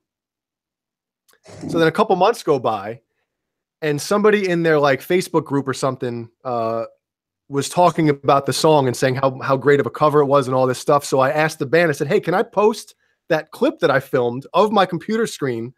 And they said, "Yeah, put it up there." It got flagged by Facebook instantly. Copyright, you know, you don't own the, and I'm like, it's a cover and me filming the screen of, and it was just like, I can't believe it caught it instantly. And like you said, it's just, Plus a digital algorithm too. So yeah. Mm-hmm. But it's funny. I could see if it was the original song, but it was a cover. And oh man, Those No. mother fathers. No, even covers. You get busted for playing covers now. it's nuts, Um, man. And it's funny because if you were to put up like a cover on YouTube, like let's say I recorded a cover of one of Larry's songs or something, and let's say I put it as unlisted or even private, you know, didn't even make it public, I would still get, it would still pick it up. Yeah, especially if. Yeah. You know, Larry, is there any chance of getting that first record on like Spotify or iTunes or anything? not on those things because I don't own that first record. I have re-recorded several of the songs I'm going to release on my own, but yeah, no, it's on YouTube. Someone put the whole record on YouTube, but there's no there's no record company to argue it or fight it or claim it. So I could probably do the same thing, but then someone might come after me. Mhm. I own the songs. I just don't own the recording. You know what I mean? Yep. So Yeah, because when you got off the show, 2 weeks ago, or whatever, I was telling people about the first record, Mhm. And saying that, you know, you can't listen to it on like Spotify or any streaming stuff, but go on YouTube because It's is like you said, it's on YouTube. So a couple people chimed in and said it was great. So cool. Yep. Thanks for listening, guys. All over the YouTubes. Oh, someone got that nightlight. I got one too, Chris. The Eddie Van Halen nightlight. Or EVH nightlight. Yeah. Is it an official nightlight? It's not an official Eddie Van Halen nightlight. From Port Jefferson. Sure. And it's at 12-35 Riverside Lane in Port Jefferson. Yeah. I think there's a Marshall one too. There's a Marshall light, night light. I think so. That could be cool. Oh yeah, I've seen that. Like the tubes glow up or glow in it or something, or what? You know, not. That would be a cool night light. You just like a miniature Marshall head, but from the back, and you see the lights glow. Something like that. A 3-prong Marshall. 3-prong Marshall. Shocking. That would be cool. My Grammy winning experience. We didn't think we were going to win. I won for producing and engineering, not for playing or anything like that as an artist. So it's a series of Native American records, and the second one is the one that won. The second and third were both nominated for Grammys, but the second one won. And we really didn't think we were going to win. So I was actually at home watching online, and holy crap! I was in shock. Yeah, and then the phone kept ringing over and over and over. So it was Dave Nesdahl saying, "Hey, remember me?" But hey, you guys are going to Wendy's. I can't believe this. Are we going to Wendy's? You go to Wendy's? Do you guys use like Uber Eats? Uber Eats. We could watch Wendy's come to you. Yes. Oh, you guys use that? No, we don't. You could actually order it. We still have legs over here. You could order it. And some dude will bring it right to you. Then you got to pay him. It's not Wendy though. No, you don't. You pay. I mean, it's paid. It's within the app. But you still have to pay extra. Yeah. If I get that lazy, I'm just gonna put it right in my mouth and pull the trigger. Dude, they have those things. They have hotkeys, like the game World of Warcraft. Yeah. Did you just talk real fast? Years ago too. This was years ago. They had a hotkey on the keyboard that basically orders pizza for you. Wow. Now I did see that South Park episode where what's his name is playing World of Warcraft and he won't leave. Yeah. What's it? Cartman, right? Cartman. He won't leave. His room is all messy and stuff, and he won't leave. He won't go to the bathroom. Is that the Leroy Jenkins? Yeah. Is that what that is? Yes. Yep. Leroy Jenkins. Have you guys seen that? That's like one of the first viral videos ever. No. Yeah, and I think what the guy says he went and he got some chicken or something. Chicken? Right? Yeah, What? like he went and got something to eat. Oh He yeah. comes back. They're all planning a raid. They're waiting at the very edge of like this area where you go into and all hell breaks loose. And he was away. And they're like, all right, let's wait for whoever to get back. And all of a sudden you hear the mic click on. And he yells it and he runs in. And yeah. Unless you saw it, it's not gonna be funny. You have to see it. You have to see it. And this is before YouTube, right? No, I don't Back think when so. Back when it was like Let's see how many I want to check how many views it has real quick. Hold on a second. Everything that's talk ever about been filmed is on YouTube now. Ever. including this. This is going to YouTube right now, instantly. Yes. Mhm. Yes. I want to see that portobello sandwich, though, man. Just put it in the socket. You should pull a Ron and like take us with you over there. Not doing that. All right, so check this out.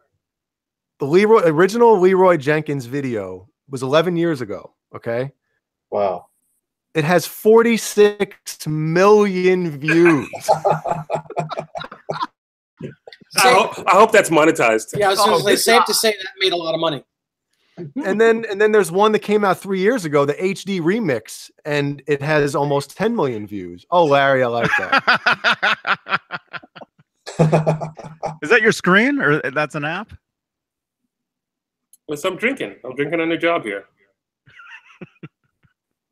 It looks like me.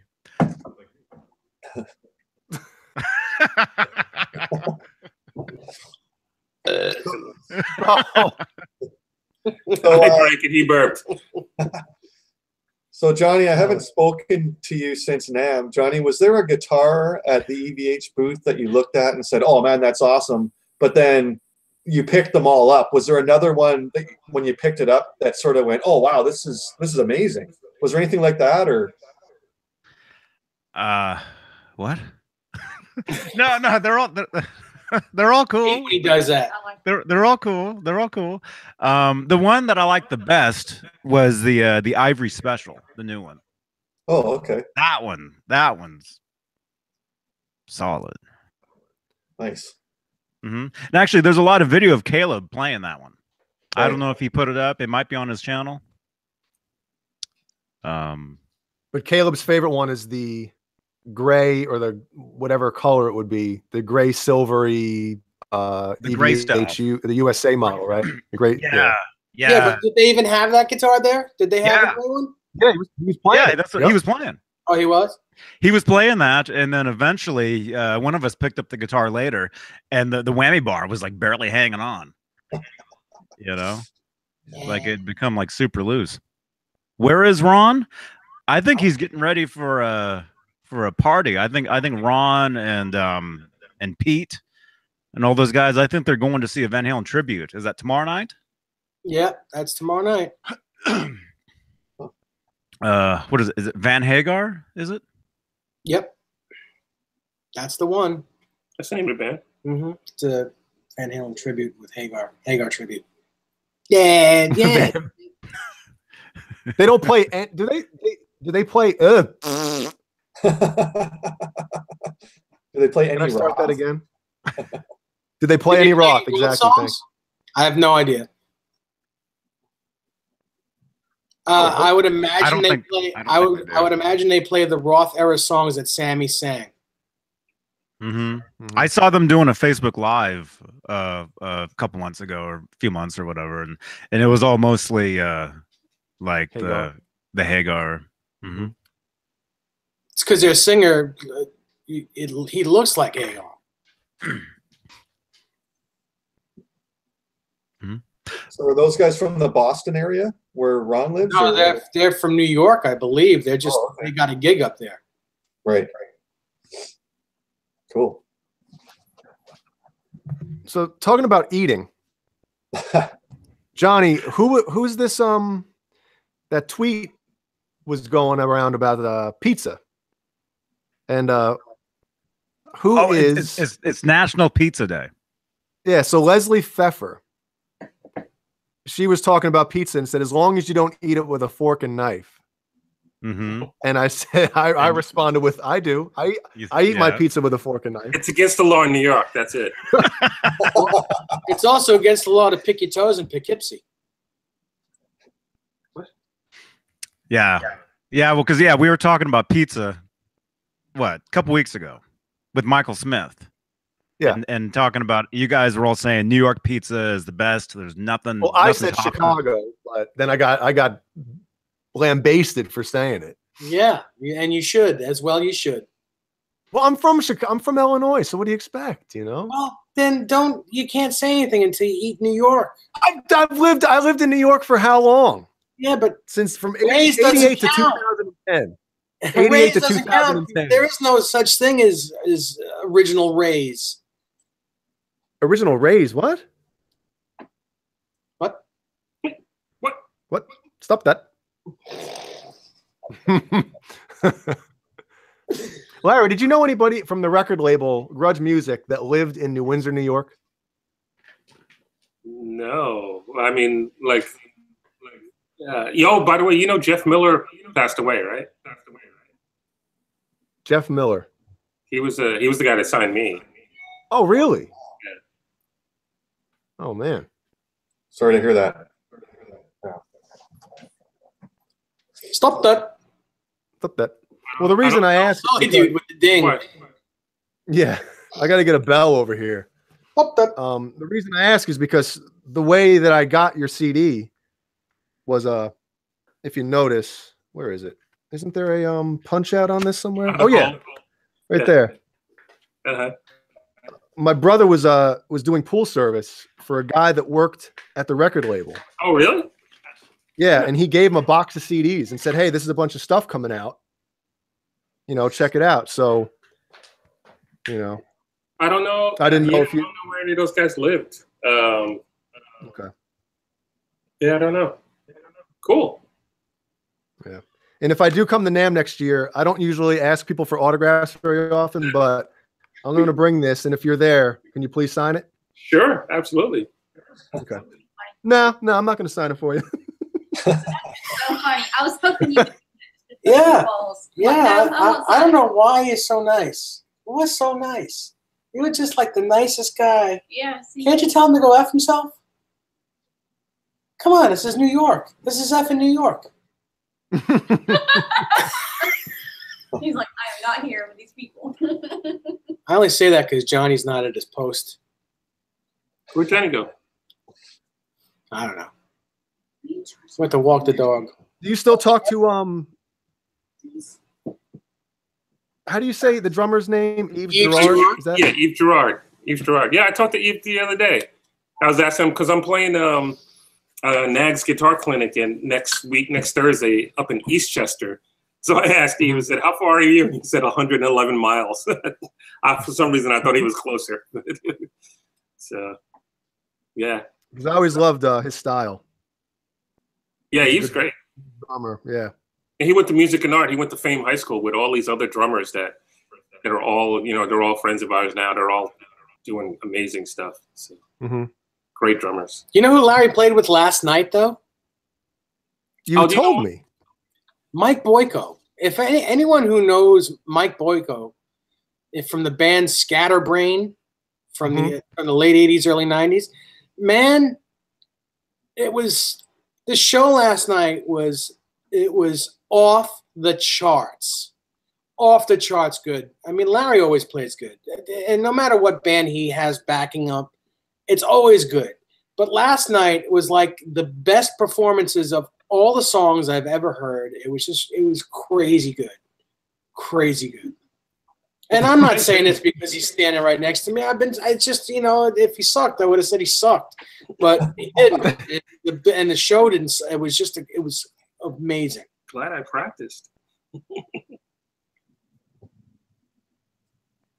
I just thought I'd say that. What venue was that at, Dave?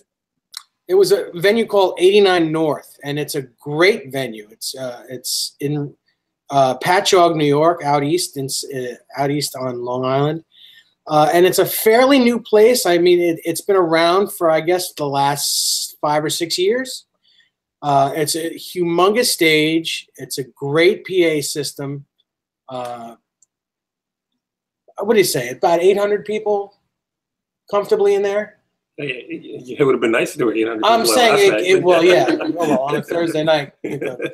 But So is it like a theater? No, it was a big rock club, like an old school rock club. Oh, okay. So everyone's basically on the floor watching the show then. They had 2 levels, but yeah. Oh, okay. Yeah. Cool. Yeah. But really, it was, again, really great. Really great. Thanks, dude. Yeah. Do you have any of those old school Larry Mitchell picks laying around at home? I do, someplace. I just saw some. I was looking for something else, and I came across a few. So if I can remember this when I get home, I can put some away and send it to you. But I have to remember. That would be awesome. Oh, Dave's got some. Oh, you son of a gun, you. The box of picks. You want to know what else I used to do? I still actually do it. Well, you can't in the AVH headstocks, which is kind of annoying. But whenever I played, my Ibanez guitars, I would put the pick in the same exact spot that you put it in. Oh, yeah. I was such a copycat. You can only do that on locking drum guitars. Yeah. Because otherwise it affects everything else. But, yeah. I think I got that from Vi. I think Vi used to do that at some point before he did the Velcro underneath. I don't think this is the ones he's talking about. You're talking about the one with the flames? Well, the one that has this logo on it. Yeah. I might have another one of those. I'm talking about this one. Yeah. These are the ones that Dario made for me. I might have this is the temptation pick, see? Yeah. Here's a tempting pick.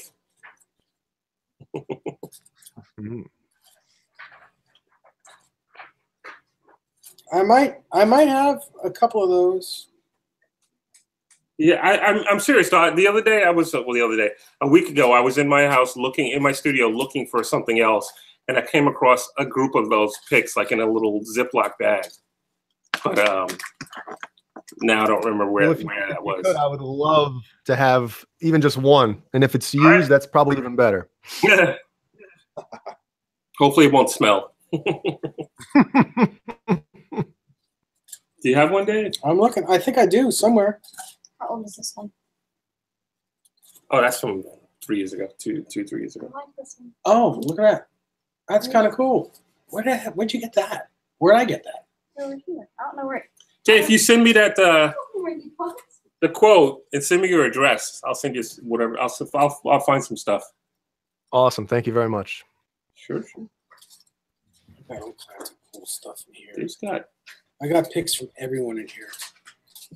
And if you want to sell that jacket you wore on the cover, Oh my God, what do you want to be?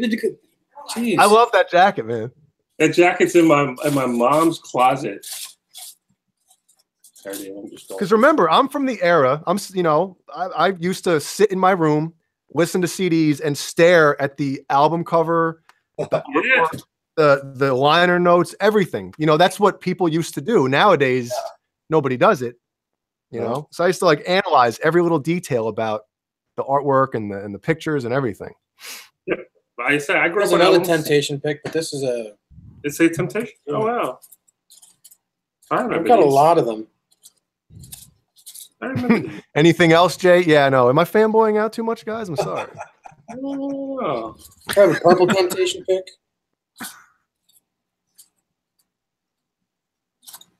I know I have at least one of those white Larry Mitchell picks with the flames.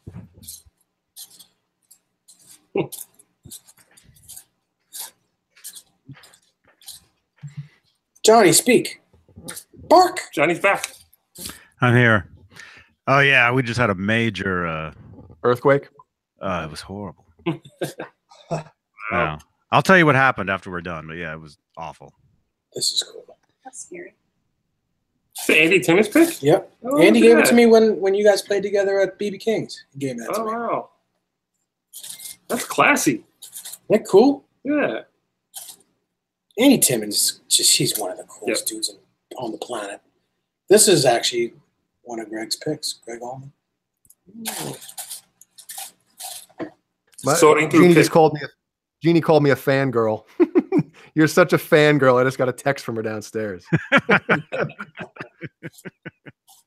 Well, how often is it that somebody actually gets to have a conversation with somebody that basically made them want to start playing guitar? It's awesome. It's very rare. That's awesome. Johnny, just so you know, I ordered my first Mayfire CD. It's actually coming from Great Britain. Awesome. Yeah, it's the black and white one where you played one song on it. I think. Oh, the list. Yeah. The list. Oh, cool, man. What album is that, Johnny? That's a album that previous band that I was in put out. Okay. And Is it online anywhere? It's on Spotify. Is it? It might be. Yeah, it might be on Spotify. Yeah. It was released on vinyl too. Steve, how much is shipping? Chicken finger pick. It's actually a question.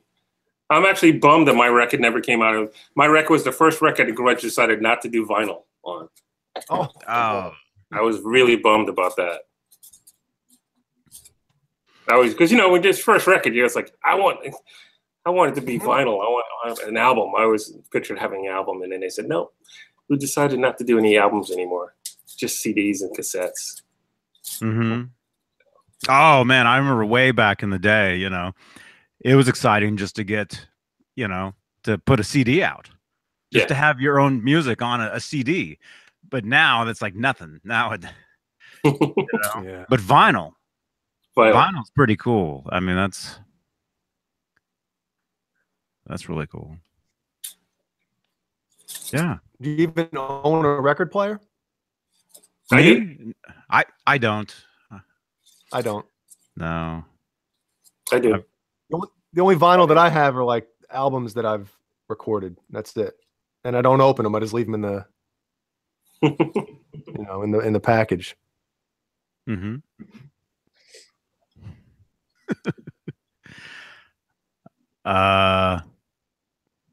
So what? Anytime. Is Dave's stomach growling? Steve, how much are you paying for shipping from Great Britain for that CD? I'd have to look it up, Jay. I'll let you know. I'll let you know. The shipping's probably more than the actual Yeah. auction, huh? What was the auction, like 10 cents or something? I don't know. I'd have to look. Well, there was some dude selling my guitar picks on eBay. I saw that. Oh, really? It was Mayfire guitar picks, and it was the Johnny Beane ones. And Johnny, how'd your conversation go with Jeff Hausman at NAMM? You said you met him for the first time in person. yeah. Oh, it was great. It was great. Yeah. Yeah, we actually talked a couple times. Oh, cool. Mm-hmm. So I guess you recognized him and sort of approached him? Nah, he recognized me and approached me. Oh, really? Yeah. Cool. Yeah, I was hanging out with our friend Gerd from Germany. We were at the EVH booth, and actually Mark from Tone Talk saw Jeff, and they were talking for a little bit, and then Jeff turns around and he sees me, and he comes up to us, and I introduced him to Gerd. Told him Jeff's the one that he's the guy who runs the Van Halen store and Van Halen news desk, and yeah. Huh? Did Eddie Van Halen, does he ever come? Because I remember one NAMM show when he actually came, and it kind of caused pandemonium. But try and sneak in for the booth for his, the EVH booth. Right. In recent years, the only time he shows up is on the Wednesday night for the Fender party. Oh, okay. So unless you're in that. Yeah. Although no, he didn't show up this year. Last year, he sent his assistant in his place. Year before that, I don't remember. But yeah, it's not like in the 80s though, where he shows up to the booth and wasn't it last year, Johnny, where he wanted to go and Fender told him not to come because it would be like all hell breaking loose? Mm-hmm. Mm-hmm. I remember one NAMM show. I'm pretty sure he's come more than that, but I remember one NAMM show where it definitely was called pandemonium. It was crazy. Was it a long time ago? Oh yeah, it's definitely. It had to be early 2000s, or it could have been 90, like late 90s. I can't remember. Oh, actually, yeah. In the late 90s, he would actually do 96, like he would actually do demonstrations of the gear, where he would actually demonstrate like the Wolfgang guitars and when they were being made by Peavey at the time. Yeah, I remember watching that. Yeah. There's a 96. It's either 96 or 97. I think it's both actually. One year he's playing the black one, which is 96, and then the following year he's playing a green custom shop one with a rosewood fretboard. There's the one you're talking about, that short hair, right? Huh? Yeah. He's got short hair in one, and I think that was 96. Yeah. That was 96. But no, the one where he's playing the green one, that was 2003. A friend of mine was there, like right in front of him. Oh yeah, that's don't where you guys think the head with the guitar every year? What, Jay? Wait, Dave, say that again. I said he hit Johnny's friend over the head with the guitar that year. Yeah. Yeah. And not really like he played like he did, like with the headstock. He put his hand over his buddy's head and hit his own hand with the guitar headstock. Yeah. Yeah. He did that to Michael. Yeah. No, but I was saying if it's something where if he makes himself accessible like every single year or something, it wouldn't be a huge spectacle, I don't think. I mean, of course it would be big news. No, it would be. It would crazy, but It's I mean, still you know, bad. I know it's still Van Halen, but No, it would be insanity. It would be crazy. I mean, even does just Vi Michael, walk around? even Yes. Here's the cool thing about Vi. So Vi, when he has something going on, he might show up and there might be a little bit of security and he could walk the halls and stuff like that. He goes to where he has to go. But there are years where I've seen Steve walking around where he wasn't like in the public eye too much. And he just, I remember clearly him walking around just a little shop, the little shopping bags that they have, and totally by himself.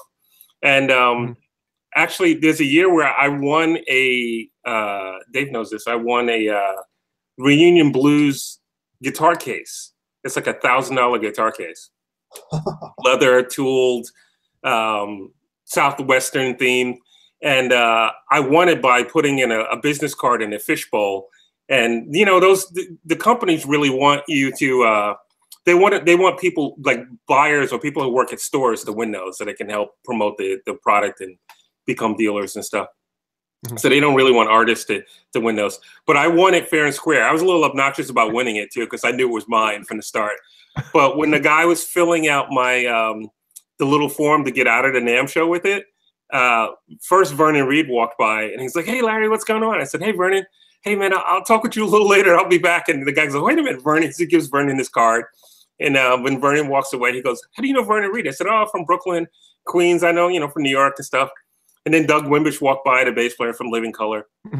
Same thing. And I'm like, "Hey, Doug, yeah, but I'll catch you later." So I'm blowing those guys off. And Steve Vai walks by, totally no security, just walked by. And he goes, "Hey, Larry, how you doing?" I go, "Hey, Steve. Yeah, so I'll see you at the Ibanez booth." And the guy goes, "Did you just blow off Steve Vai?" I said, "No, I didn't blow him off. I told him I'm going to see him later." He goes, "How do you know Steve Vai?" I said, "Oh, I'm from New York." And that was on Friday. On Sunday, I walked by the booth and the guy, and what I was worried about was over the guy's shoulder while he's writing the paper out for me to get out of the NAMM show with the case, and asking me, "Who am I? Should I know you? Who you are?" I said, "No, I'm just the guy. I come to NAMM and I live in New York and I know those guys." Over his shoulder, I was the Ibanez booth, and that year they had like these 12-foot high walls that had different artists in every panel. And I was right over the guy's shoulder. I was like, "Yeah." So on that Sunday, he goes, "I know who you are." And he pointed to it. I was like, "Yeah, I'm not giving the case back. I want it fair and square." But yeah, Steve was walking around like no security, just like everybody else, no security or anything like that. And people will be respectful and go, "Hey, Steve Vai." And some might stop him and ask him for an autograph, but it wasn't crazy. But when he has stuff going on, like, during the Daily Roth era, you could, there was definitely a mob scene. Satch goes pretty much whenever he goes, he's got massive security and a massive team of people. And that kind of draws more people, I think. Yes. I think it makes it more of a holy crap. Yep. Stevie Wonder goes every year and he walks the floor at some point. Yeah. I've seen him a couple times. Yeah. He goes for Yamaha every year, but occasionally which is in the Marriott Hotel, but occasionally he'll walk through the hall and he's got his team of people plus security, plus sometimes police, and a growing mob of people behind him and stuff like that. Yeah, because people follow him around and they try to take pictures of him and stuff. Yeah. And usually you can, like, actually I walked right next to him one year, just walking the halls. And then once he stops to check out a piece of gear, that's when his team surrounds him. Yeah. And they're yelling, "No pictures, no video, no nothing." Yeah. And that's when everybody realizes, it's him, and they're holding the cameras up, trying to get a picture of him and stuff. Yeah. Yeah. Got a question for Larry here. Anybody want to? Oh, yeah. Mirror tested bug. Larry, you're a badass. You a badass. Any stories of playing or meeting Stanley Jordan? Well, I've known Stanley for a long time, actually. I just did a show with him, was it in December? In New Jersey? I think it was in December. And I saw Stanley at the NAMM show, too. Stanley's great. Actually a ridiculous player. I don't know. I've opened for him several times in New Jersey. I've seen him at NAMM shows and hung out and talked. His daughter is really talented singer-songwriter. Got to meet her. I had been introduced to her music maybe 8-9 years ago, and finally got to meet her in December of this year. I don't know. Stanley's great. I can't do anything like what he does. And I saw him for a brief moment at Tosin Abasi's booth. You guys know Tosin has his own guitar. Guitar. So Stanley was playing at that booth for a little bit. I don't know if he's switching to that. Stanley's been playing the same guitar for probably about 30, 40 years. So I don't know if he's planning on switching or if he just was hanging out at the booth. When you mentioned Vernon Reid a few minutes ago. Mm-hmm. We saw back in probably 2002, I want to say. We saw Living Color at the Chance in Poughkeepsie, New York. And after the show, you've been to the Chance before, right? Yeah, I played the Chance. They opened for Steve Morse there. Okay, so you know how like where the buses and the vans and stuff park behind that back door? So after the show was over, people go back there and everything and, try to meet the band.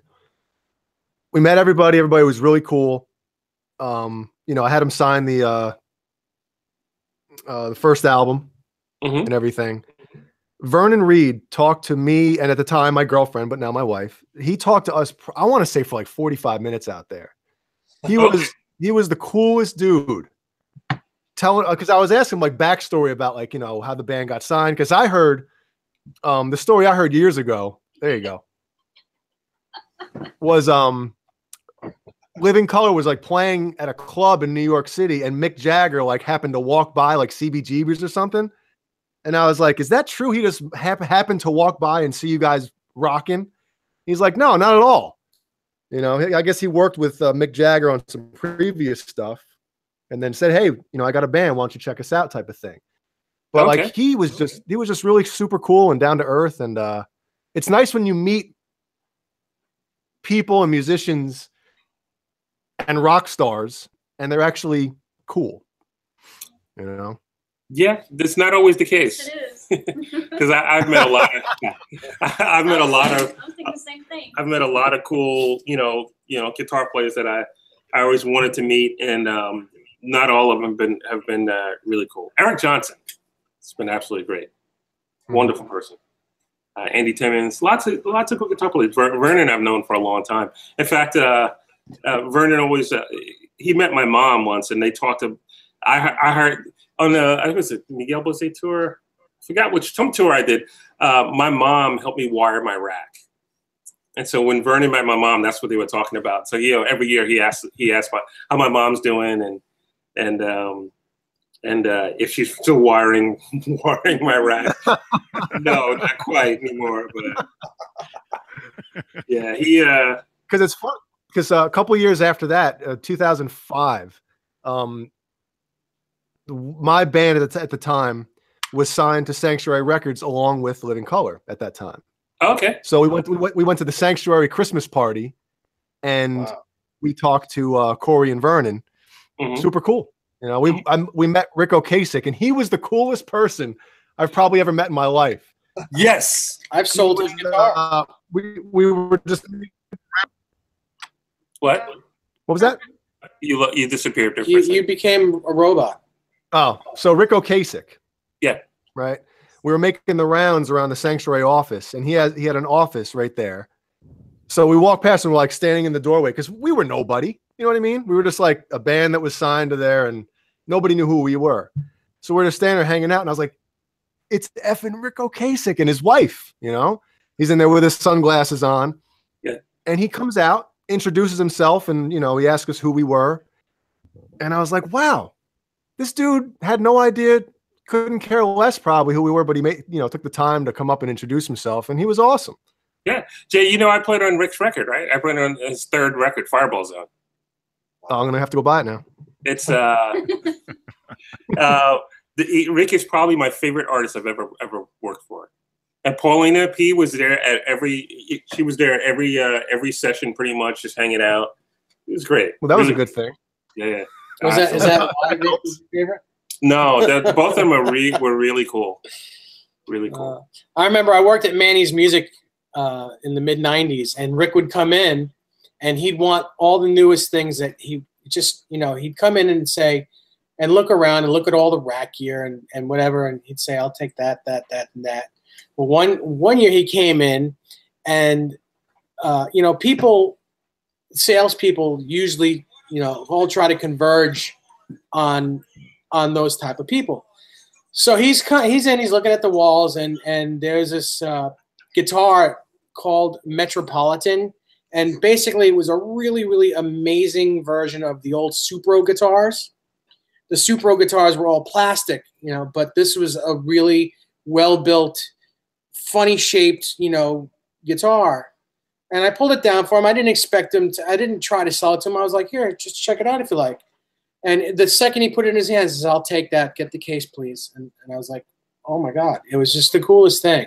It was that quick. It was like a $3,000 sale. No, I don't remember what he was wearing. Probably the jeans, just jeans and a T-shirt. I'm saying about his glasses.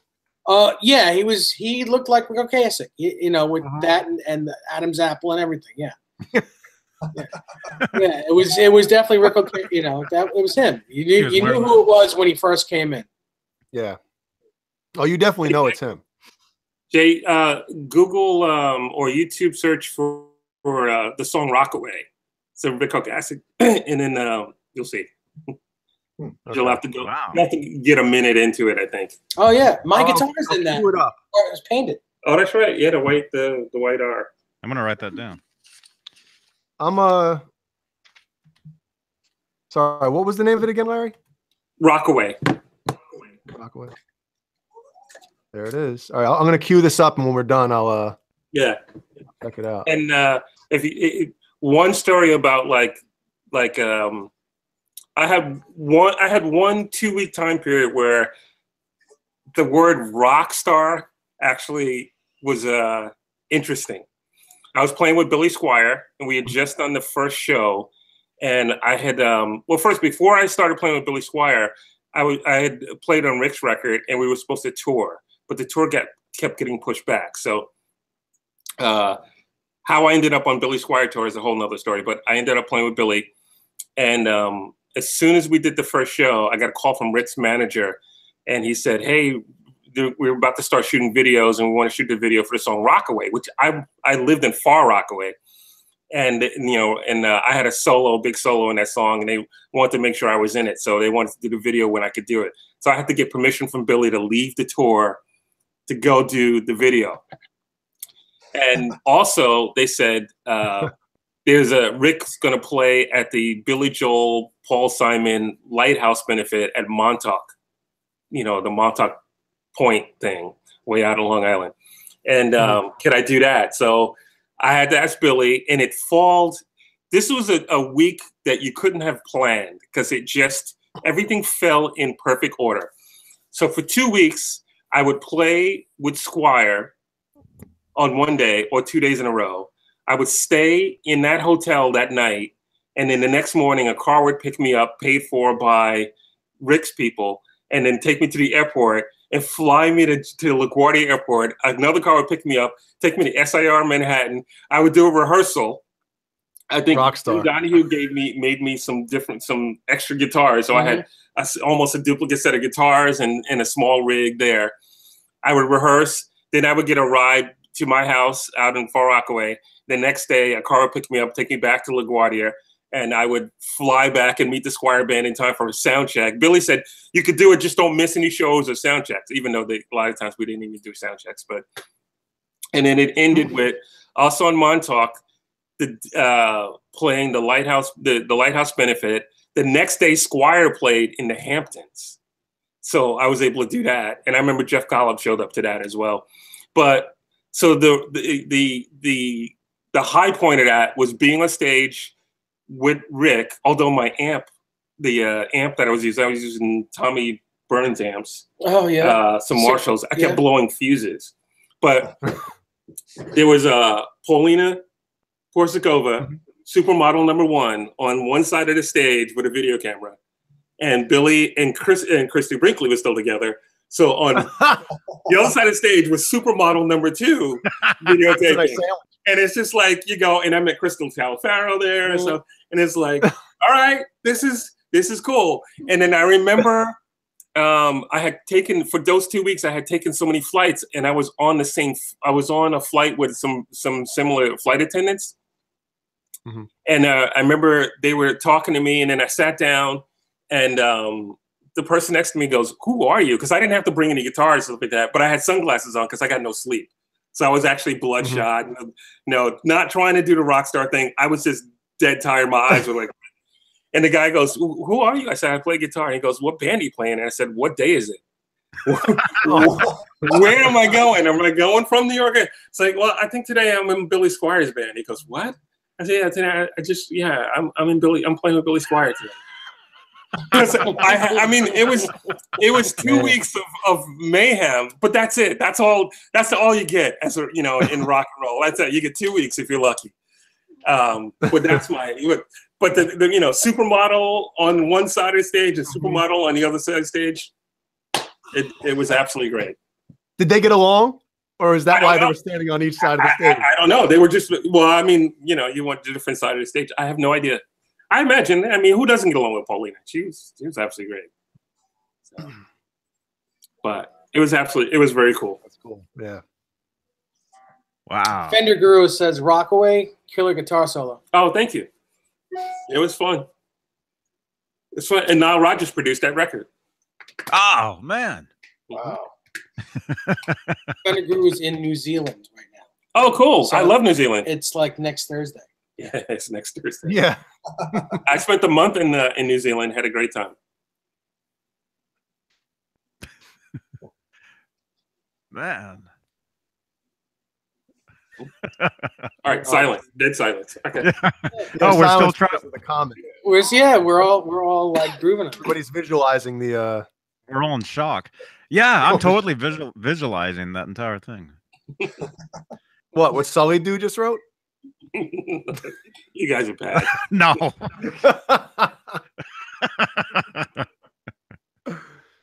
Oh man. So Steve, you're not going to relic that, or you are going to relic it? Just as time goes on, I'll be picking away at it, I imagine. Starting out with cigarette burns, I guess. But yeah. It looks too nice. You're like, man, maybe I don't want to start poking at it. I Is that know. what you're thinking? I know what you mean, and I understand what Dave says too. It's just good the way it is. So. What you need to do right now is you need to buy a red suit and take that photo. Yeah, right. You should start a trend. Do not have that guitar, and then like buy all the outfits that Eddie had. That's right. Take Yeah. the exact same photos. And Dave, I'm still working on with David Allen Wright as far as Getting a whale tail for it. yeah, Jim. Jim Francis has to do like a whole another new order for this year. Well, why don't you just take the one I have on order for me, because I can't afford it. So just when they get it, just take mine. Well, if whatever it takes to make it happen, I'll do it. Just tell David Allen Wright that you're going to take my order, because I can't. I at the time when I ordered it, I could afford it, but right now, it just doesn't make sense for me. So take that one, and I already have one. I don't need another one. So that's awesome. I'll text him and let him know that you want that one. That'd be awesome, Dave. Right on. What a swell guy. Totally. Swollen, not swell, just swollen. Girthy. And I mean that in the nicest way possible. Portobello, like. Wow. 2 hours. Yeah, we got to go. We need to eat here. Wendy's. I don't know if it's going to be Wendy's, but we're going to get something. I highly recommend the spicy chicken burger. I'd have 2 of those if I was It's going. chicken burger. They make a burger, a chicken burger now. It's Wendy's. Yeah, Wow. That's what I was asking. I thought it was just a Something- spicy chicken. I think that's something, and because we went to Wendy's last in week, Canada. yeah. and We it's just not have that in Canada. Canada. No, it's Canada. Canada. Mm-hmm. Well, no, Steve. Well, why don't you guys might eat be, it might be a burger up there, because in Canada, all those fast food joints, they all have like stuff that's not down here, right? Oh, okay. Maybe. Yeah, What? because they don't make chicken burgers down here. Oh, okay. They make bison burgers. No. Nice. Flamingo burgers. Did you guys hear about the McDonald's French fries? No, Uh-oh. don't tell me there's something bad with them. No, there's something good. Supposedly, they Yeah. either prevent baldness or reverse baldness. There's some Yeah. chemical in There's a McDonald's chemical in French there. fries. I think someone's pulling all of our legs. No, maybe that's why I still have my hair, because I had McDonald's all the time. Do you have all your hair? Yeah. That's not right. 'Cause my dad eats McDonald's all the time and he has no hair. Yeah, but your dad's 77 years old. Still, as most McDonald's that man's put in his body, he should have hair down to his. Oh man. Can't even. I'm going to try to forget you said that. Is he there too? Is he sitting there? No, No. no. He's back home. Larry's like, on that note, we gotta go feed her. Let's get her some French fries. Hey, Larry, do you have any like old demos from like the first 2 records or anything like that? You know, someplace, but I don't even have a cassette player anymore. I have a turntable. I don't have a cassette player. So I'd have to find them. And who knows if they'd work. Kenny Dave wants to know what's with the baby heads in the Rockaway video. You know, that video is very strange. I had nothing to do with the video other than just being in it. I showed up and it was there. But it was fun. Man. We're gonna have to check this stuff out. It's a trippy video. Yeah. What I would love if because Rick's son has videos of the shows and stuff like that. I have no video. I have 1 picture or 2 pictures of being on stage with Rick. But it was, like I said, life was going by so fast that, you know, and there were no phones, no cell phones with cameras in them, as far as I remember. No, back then, no way. Yeah. So, but I know they have a video, and I'd like to get it. I'd like to get some. So, what do you think? I know it's getting late, and you guys got to go eat, but I kind of want to get your take about, I guess, modern day going to concerts as opposed to years ago, with everybody has their cell phones out and on them during a concert, compared to everybody, you know, back in the 80s, 90s, there's a lighter was the only light you saw, or somebody's, you know, lighting something up. It's a little different. It's a little different. So, yeah, the first time I saw that was I saw Bowie. I had just come into New York and I called my friend Sterling, asked what he was doing. He goes, I'm playing the Garden tonight. He was playing with Bowie. So I went and I was standing on the floor and everybody pulled out their, like the first song, everybody pulled out their phones and started taking pictures. And I was blown away. I was waiting for security to just come and nab everybody's phone. I had not experienced that before. And it was just so normal. It was, yeah, because years ago, if you got caught with even a camera, that thing is confiscated and you're thrown out. Yep. And then it just got it was like an epidemic with now cell you phones. can Facebook Live. I was like, what? Yeah. People do that at concerts now. I've done it. So, but I usually do. I would usually take pictures and maybe videotape a little bit, and then I stop and watch the concert. It has to be a special moment that I'm gonna start videotaping again or taking pictures again. Yeah, because I think it kind of hurts music in general. What, like, you know, you see, oh, this band's coming to my town or something, or my city this date. Well, you can go online and basically watch every single one of their shows so far on that tour, and it kind of takes away that special, you know, like, oh my God, they're coming. Yes, you don't have that anymore. It's a shame.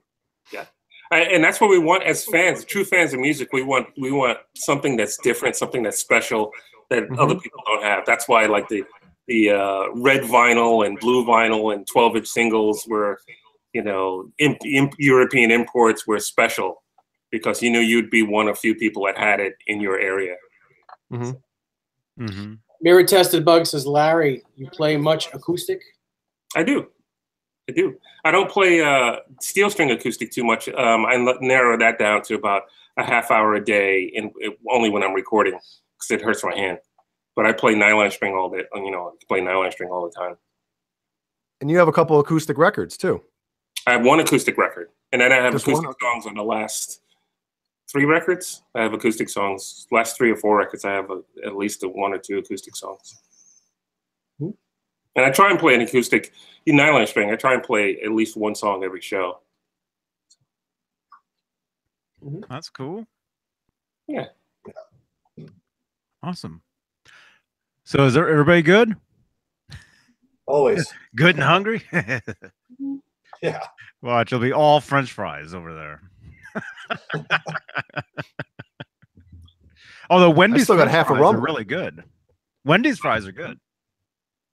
Yeah, they are. Okay, I'll have some fries. Were you guys getting the Uber delivery, or are you actually going? No, we're gonna go. We're gonna go and get something. It's cold out. I know, and it's late. Yeah, I saw that today. I was checking the weather, and I saw it was like 28 degrees in New York, and it was 60 something here. I was like, yes. We're gonna move to South Carolina. They're cold too. Right now it is 36 degrees Here or there. here. Man. It was snowing earlier. Yeah, it's 53 here. Where are you at? Little River, South Carolina, about 20 minutes north of Myrtle. Oh, do you know where Florence, South Carolina is? I know I've been there before or driven through it. I don't know exactly how far it would. Are you playing somewhere around there? I got to come do a private gig with I have to come do a private gig with a singer-songwriter, but there's a company that puts on prog rock concerts, and they also do some house concerts. So I might do a house concert the next day, and that would be February 25th in Florence, South Carolina. It just happens to be.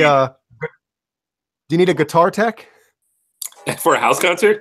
You can come to the house concert. I don't need a guitar tech. You can come to the house concert.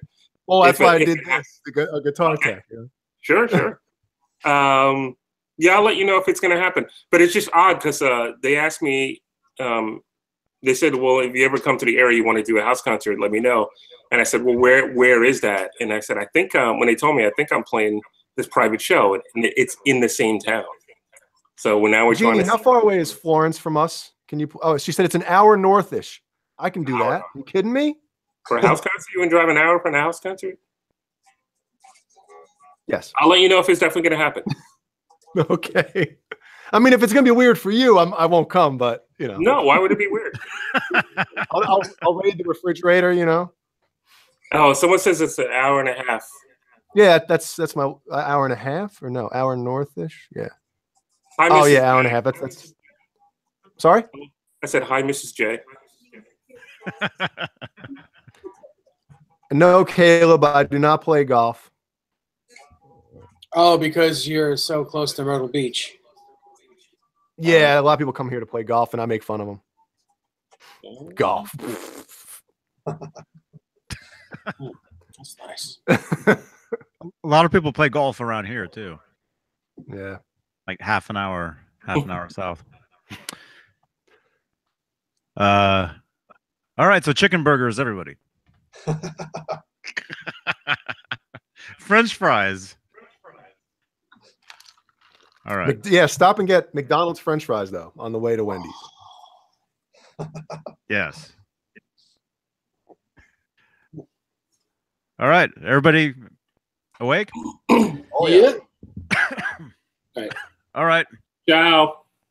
Larry, Mhm. great to see you, man. Yeah, great to see you too. I hope you feel better with your cough there. Thank you. Yeah. Yeah, hopefully. Yes. Steve Anderson, great to see you, man. Congratulations on your guitar. Yeah, beautiful guitar. The first of more builds coming up. Yep. Awesome. Jay, Yes. good to see you. Good to see you and everybody else. David Nesdall. Dave, please tell me you're going to go to the drive-through and order with that. No, I'm not Bear wearing hat it. I'm not wearing You got this it. hat. Yeah. No, I'm not. Got it. This is Larry's hat. I'm done being Larry Mitchell. I did that in the 90s. Not doing it again. And then you they hit him with your a car. skinny black man. No, I was never skinny, but I thought I was black. Yeah, the hat and everything. The hat, the thing on the chain. Got the Well, same. I'll tell you, the pictures on kind of the way Facebook that I Jay saw. is now. It's a kind of the way Jay is now. I was the biggest Larry Mitchell fanboy back then, and he was like, I'd be the fanboy, and he'd be like, but Dave, we're friends. Dave, we're friends. Yeah, I'm not. I'm your friend. So I just didn't get that through my head. Couldn't get it through my head that this rock star next to me was my friend. Stop all filming right, me. so here's what has to happen. Here's what has to, Larry. When you play in Florence, I have to hit you with my car. Oh, Is what has to happen? you Don't fight it. suck. Don't fight it. Oh, No more hitting. We'll be doing the show from. Larry will be here in a couple of years doing the show. thing is, I've known Larry a lot longer than that. I think we've known each other. We've been friends since like 1991. Wow. So he's one of my longest running friends. I think I hit him in like 94 or 95. Every 20 years, Dave hits somebody he really likes. Yep. Yeah, I recently hit Desiree with my car. Wow. Last week. True story. Yeah, I hit her with my car. Backing up, I didn't see her, and you guys laugh. Likely story. But I'm no telling absolute God's honest truth. Is she okay? She's fine. Yeah, I was going like I was just backing the car up into her car, but she walked between the two cars. Oh, That's her no. fault, then. In my eyes, that's her Yeah, fault. that's what I'm saying. I'm saying, what the hell are you doing fault. walking behind a moving car? What's wrong with you? It wasn't You moving. deserve to get hit. No, I'm It just wasn't kidding. moving. I'm just I kidding. went behind it. No, absolutely. Unfortunately, I did hit her with my car, and she did hurt her left shoulder. But she's better now. And I gave her a lot of money in the settlement. So Please. All those guitars on the wall are hers now. yeah, she owns them all, every one of them. Who wants a guitar? Mm-hmm. Somebody get Free me my- guitars for everybody. They're not free. Mm-hmm. Yeah. So if she says you're wearing that hat into Wendy's, you gotta do it. She's got to get Larry's permission first. I'm not wearing this hat. I'm going to make sure he wears this hat. I'm not going. He's not going. It's 36 degrees out. So, Larry, I just want to ask Larry a question. So, Larry, when you turn around and look at Dave's wall, is there a guitar that jumps out at you as far as the look goes? Like, what jumps out at you when you first look at it?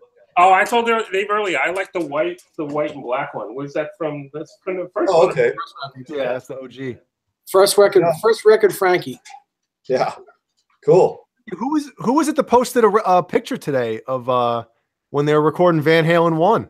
Eddie has that guitar, and the Variac is sitting his amp. Oh yeah. Yep. I haven't seen that. Was it a from Van Halen 1? Yeah, it was Are you said sure? 1978. Are you sure? Because So- supposedly there's no pictures of them recording that album. All those pictures you see of them in the studio, that's them working on the second record. Well, then Second. it probably was the second record. Those then. Lozauer. You know, I was going to save the sound. picture. But was He's that wearing- Uh, in black in the second album? Yeah. Well. Yep. Yeah. Still. Yeah. Well, it's been recorded, yeah. man, I saw it on Twitter, and I forget who posted it. Did you But did yeah, you the Variac. did you like somebody it? commented, "Is that the famed Variac?" did you I might like have liked the it. How do you tweets? find that? Because I think I did. How do you find that? go to your account and go to your profile and look at likes. Or activity? Yeah. Mm-hmm. Yeah, Larry's on Everything Twitter. liked and I see retweeted you is there, your man. post. It's all mine. Yeah, Johnny Beane, EVHgear Live, EVHgear Live. Oh wait, hold on. Let me go to likes. No. The last thing I liked Well, one of the last things. How about this picture right here? That's the one I was telling you about last night, Johnny. Sammy. Yeah. Yep, that one's cool. Yeah, the Jackson. Yep. Yeah, I must not have liked it. Oh well. If somebody knows where it is. Oh man. Yeah. We'll find it. Don't worry. We'll find it. All right. Thanks for tuning in, everybody. It's been Friday, I think. 50 Fun 50 Friday. 50 Fun 50. That's very funny. 50 Fun 50. Yeah. All right. Everybody's looking for the picture now. Totally. Hey, Caleb. See you later, man. Douglas. Auto assault Yeah. foreplay. Showman. Sully. Sean Zimmerman. Everybody that's watching, leave a thumbs up. And if you're on Twitter, follow Larry on Twitter. What's your... Oh, don't ask me. Hang on. I'll find it. I'm there already because I tagged you in a tweet earlier. You're Larry Mitchell 12 on Twitter. Okay. Yeah. There's 11 others? No. I won't No tell way. you. There's a meaning for 12, but Uh-huh. And follow Jay on Twitter. Jay Gizmachi. That's me. And if you want to follow me on Twitter, all the links are all right down below. All my tweets. How do you? On my Maybe Twitter. it was on Instagram that I saw it. Here it is. I found it. I got something too. Let me see yours first. You show me yours. I'll show you mine. This is the one Hurry. on stage, probably this club days. That's even before the first record came out. That's like at a wet t-shirt contest club in Pasadena High School or something. wet t-shirt contest at a high school? Whoa! I gotta go back to high school, man. Wow. Wow. That's probably Gazzari's. Yeah, I don't know. It's all Whiskey a Go-Go, 1977. Okay. Yeah. All right, so now can I show you mine? Oh wait, that's the New Year's Eve show. Right? Yeah. Can I do it now? There's audio to that show. Yeah. All right, show us yours real quick, Jay. All right. So that's the photo I was telling you guys about. Oh, yeah. If I focus on it, you can see. There it is. Oh, wow, yeah. So I pretty think neat. I've seen that picture before. Yeah, that's one of those Lozauer. Yeah, that's them recording the second record. Okay, yeah, because this says Studio 1978. Yeah, it's 79. Yeah. Yeah. That's The guy took the pictures wrong. all okay. All right, Steve, great to see you. Next time we'll have a conversation. Jay, great to see you, man. I gotta talk real fast so I don't cough. Larry, it's always awesome to see you, and enjoy your stay at Dave's. Thank you. Enjoy your time at Wendy's. Have a great series of gigs. Thank you. And Dave, good to see you. Desiree, good to see you. We actually saw you earlier. I don't know if you knew that, but we saw you in the kitchen. All right. Oh, you too, Snickers. Snickers. All right. I'm coughing. All right, everybody. We'll see you guys later. Leave a thumbs up, subscribe, and have a great weekend. JohnnyBeane.com. Good night. Night, everybody. Bye.